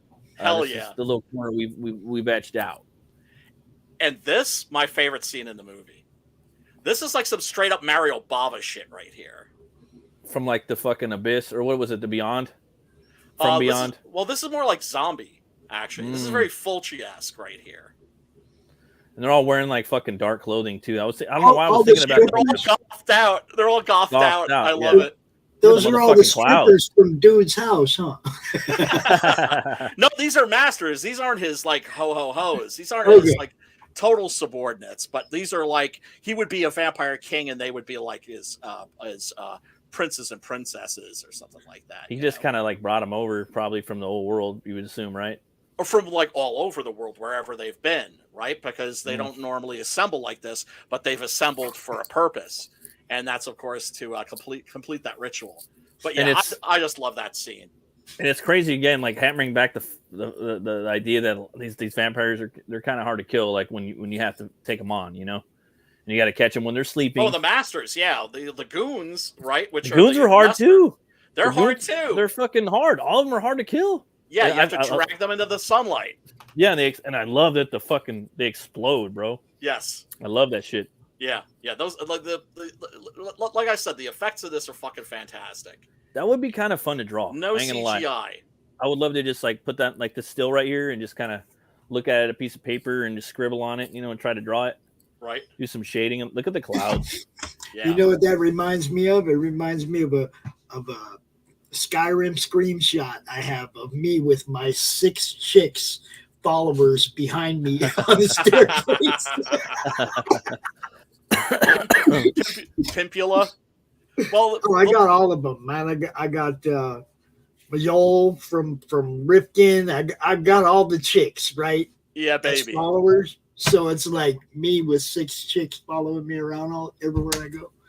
I just let them kill everything, and I'm just clearing the map of Skyrim for fun. Oh, Skyrim is. Are you playing that modded? Because the mod. No, I'm just at PlayStation, amazing. Just the regular old game. But it's like, you gotta get that shit on PC, son. You gotta get that shit on PC. That's what I hear. Because Tank said that he's. But see, then I'd have to get a whole gamer unit and all then that. Then you get. It's worth it. It's worth it. It's worth it. Because I ain't got no money for that. I can't even afford to do my show half the time. You can take Mjol the Lioness and put her in bikini armor. Yeah, I know. Right? So that's you can find the money. You can rob a liquor store or something like that. But it's worth it, man. It's worth doing the time. Oh my god. Yeah. I've got them all though. Rhea, Janessa, Lydia. Yeah. Serena the vampire. I've got all of them following me around. It's kind of funny because I'll shoot an arrow at something and then they all just go kill it.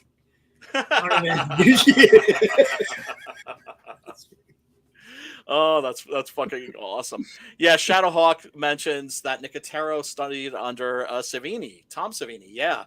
In fact, he was working with Savini as his assistant on Day of the Dead, the third in the original Romero zombie trilogy.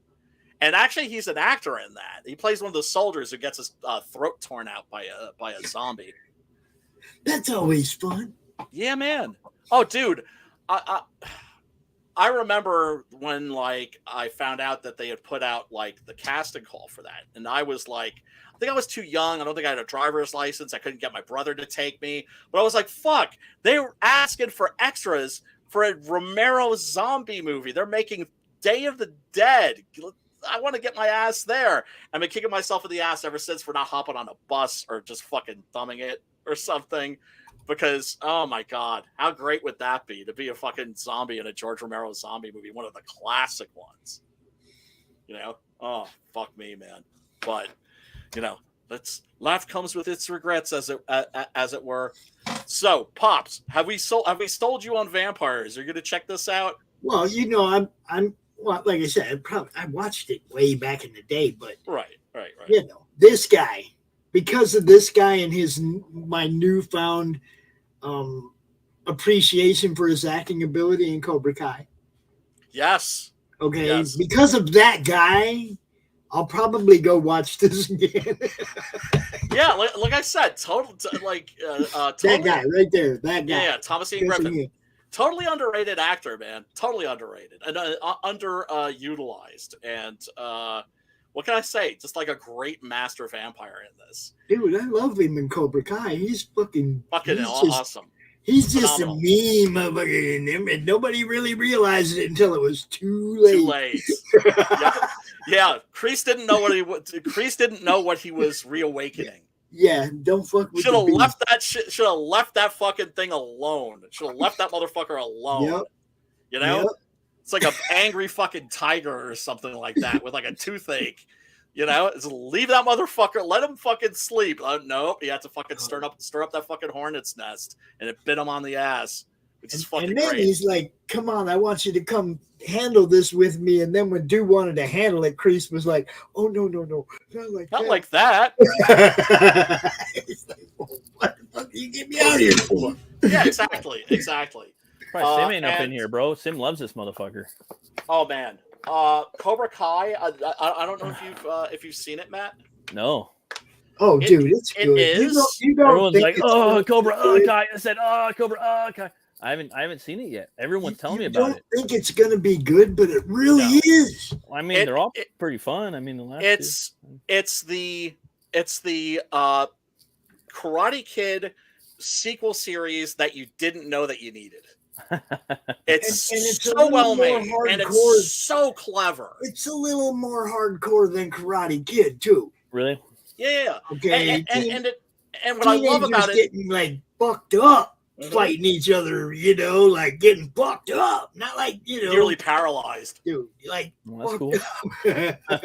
but what's great about it, what's so clever about it, is that it plays to like two parts of the house. It plays to the older folks that remember the original movies, and it's also talking to like younger people, to kids, dude, right? And it's a little hardcore for the younger people as it is, man. But for teenagers, yeah. But I mean, it's like they're kicking each other's ass. It's real. Yes. It's like they're planning out dirty shit to do to each other and whatnot, man. Yeah. It's like sounds like Karate Kid. You don't want your kids watching this, but it's like I just remember. It's one of those things where I'm just like I'm watching. I'm like, you clever mother effers. You clever mother effers, right? Yeah. And it also, I have to say, has a great. It's for us. But it's also also for teenagers. Yeah. And the message that it sends out is important, positive shit. There is so much internal family strife in Johnny's family, in Danny's family. Everybody's all fucked up. Yeah, but also it really stresses how the older generation, folks like us, we have a responsibility to the younger generation. Yeah, to teach them well and not teach them poorly, right? And and in such a way that hopefully they'll avoid the fuck ups and mistakes that we made. I feel like when I was a kid, or at least growing up, but them trying to avoid them kids running into the problems they did, created them kids running into the problems they did. Exactly. Yeah. I remember you can't candy coat the shit that can happen. No, you can't. No. And it's like they're kind of like, oh well, everybody gotta love each other, and then whack, scarred face for life. I remember growing up, people just telling me, older people, hey dude, you gotta fucking when you grow up, make sure you tell your kids, raise them right. You know what I mean? Do your best. You know what I mean? I don't know what the fuck it means, but I remember people telling me that shit. But now I'm kind of figuring out what it means. The way the world is, Of course. Yeah. And I think from me, it was more of an introspective on their behalf. I fucked up, dude. Raise these motherfuckers, raise your kids right, because this shit's fucked up. Yeah. And because, I think a lot of people, and it's a problem in our society. As a society, we don't see ourselves as having a responsibility or owing the younger generation anything. And I think that's a fucked up way to live. It's a fucked up way to live. No, you're right, Brian. I agree with you. Totally. We owe them. That's a dialogue that should be had throughout the world on different forms of any podcast or YouTube show or fucking government fucking promotional bullshit fucking and anywhere. Cobra Kai is having that discussion. Well, that's cool. Which go is watch awesome. Cobra Kai. Yeah. Which is why I've been meaning to, bro. I've always loved the Karate Kid, the first movie. Just love that movie, Yeah, I mean, I was never crazy about the original ones. That's why I was surprised. And Sim was one of those guys you gotta watch Cobra Kai. You gotta watch Cobra Kai. I was like, okay, motherfucker. That's where I grew up. He grew up where I grew up. Everywhere in the movie they go, it's here. I don't know where the movie takes place, but it's here, where I live. And I kind of understood who he was, even though I had more than what he had growing up. Right. But he was my friend at school. He was a kid with the fucking single parent mom, growing up and getting shit beat out of him, But all of us got the fuck beat out of us as kids, you know what I mean? That's just how it was back then. There wasn't really anybody expelling people, and things like that. That's just how it was. We got the fuck beat out of us, I've been wearing glasses since I was fucking a kid, and they still break my motherfuckers, since I was 4 years old. Hey, one thing I could say is that kids could fucking hit me as hard as they wanted to. I never went down. Nobody could ever put me down. I wish I could say the same thing. I was that dude. I was like a fucking brick. I don't know what it is. Maybe I have like unusual bone density or something like that. That's good, man. But I can take an ass on the whooping. floor, man. Yeah, I got a pretty hard head too. Sometimes I wish I'd have just gone to sleep. Yeah, man. I hear that. I hear that.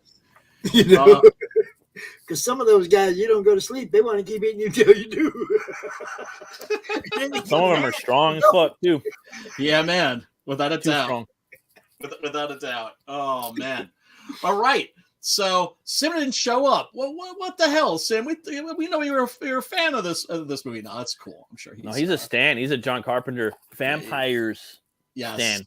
We're gonna have to do the the Bon Jovi one like soon. You know what I'm talking? So he can get in there type shit. I really liked it. So folks, if you haven't seen John Carpenter's Vampires, link is in the description. You can click on it, watch the shit for free. So, if we recommended it to you and Matt, I'm assuming 2 horns up. 2 horns way up, bro. 2 horns way up. Right. So it's free. So if we tell you to go check it out, it's not like you paid for it and then you'd be pissed off at us if you don't like it. Right? You get the horns up for the cast. Just the cast alone, you get the cast alone, even. Yeah. But the dialogue, okay. James Woods' dialogue alone.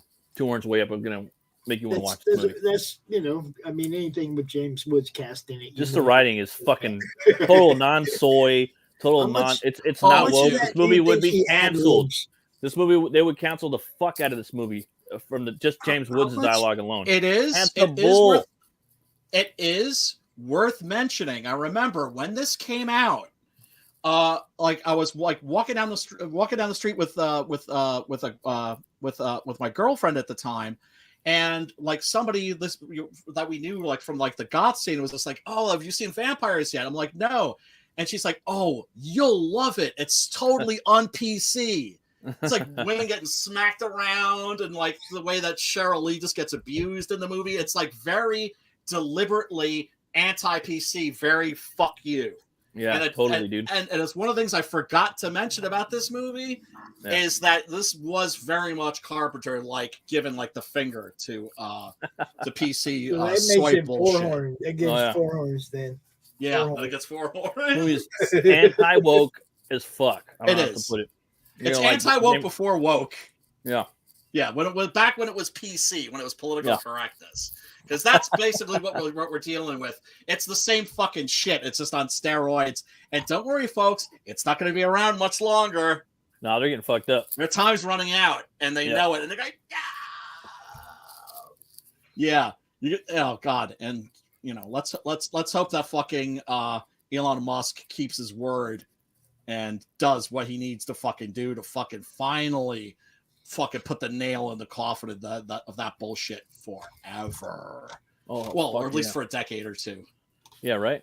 Before it comes around again. Get some good fucking movies in here. Fuck. Yeah, man. So everybody go check out Matt's book, Butch Cleaver. Go check out Enter the Cromniverse. Like I said, the head shop comic that you didn't know that you needed. And go check out Six Gun Gorilla, because only 2 weeks left or so in the campaign, and I don't want any of y'all motherfuckers, man. You know who you are. I know who you are. It's this is the limited edition Preston Acevedo wraparound cover, right? I'm like, this is your last chance to get it. The moment that I fucking close the campaign, one second, Pops, 1 second. The minute I close the campaign, I know some of y'all motherfuckers are going to hit me up and be like, yo, can I get that? Because people always want to get what they can't have. Right? Brian, I have an idea. Yeah. What is it, brother? I have an idea. Yeah. You want to do a countdown party during Crom Con? Ooh, could do that. That sounds good. That sounds good. I definitely want to do some kind of a countdown. We could do the panel for Saturday night, the 9:00 Saturday night panel. We could just do your countdown. You can turn it off whenever you want, but you can invite in whoever you want to hang out, talk about it good while you're counting it down. I'm liking that. I'm liking that idea. 9:00. Definitely liking that idea. The 6 Gun Gorilla countdown hour or 2 hours or whatever. Yep. That sounds good, man. That sounds good. I believe I'm down with that. What are we watching next week? For next week? Do you have any ideas? Oh God, man, there's a bunch of shit, man. There's a bunch of shit on Tubi. It's fucking amazing. I mean, so Matt much. said it earlier. I think the great follow-up to this would be Dusk Till Dawn. Yeah, but I mean, it's just well, that one's not on Tubi either. Yeah, I don't know. I don't know if it's free anywhere, but man, that is a great movie. What else do we got? Man, there's so many. What I really want to do is they just uploaded a bunch of El Santo movies. And I want to do one of those too. That'd be pretty tight. Yeah, maybe we should do an El Santo. I could get the guys from 656 on here because hit them up, see if they want to come on. Yeah, I know they got some love and some respect for El Santo. Oh man, the Crazies is up. Henry is there. Hell of the Living Dead. Oh my God. Matt, Which one? Day of the Dead's on there too. What's up, brother? You got to get a spot in Crom Con if you're available that weekend, bro. Seriously, What weekend is it? It's the last weekend of the month every month. Oh, every month. Yeah, man. Oh, okay.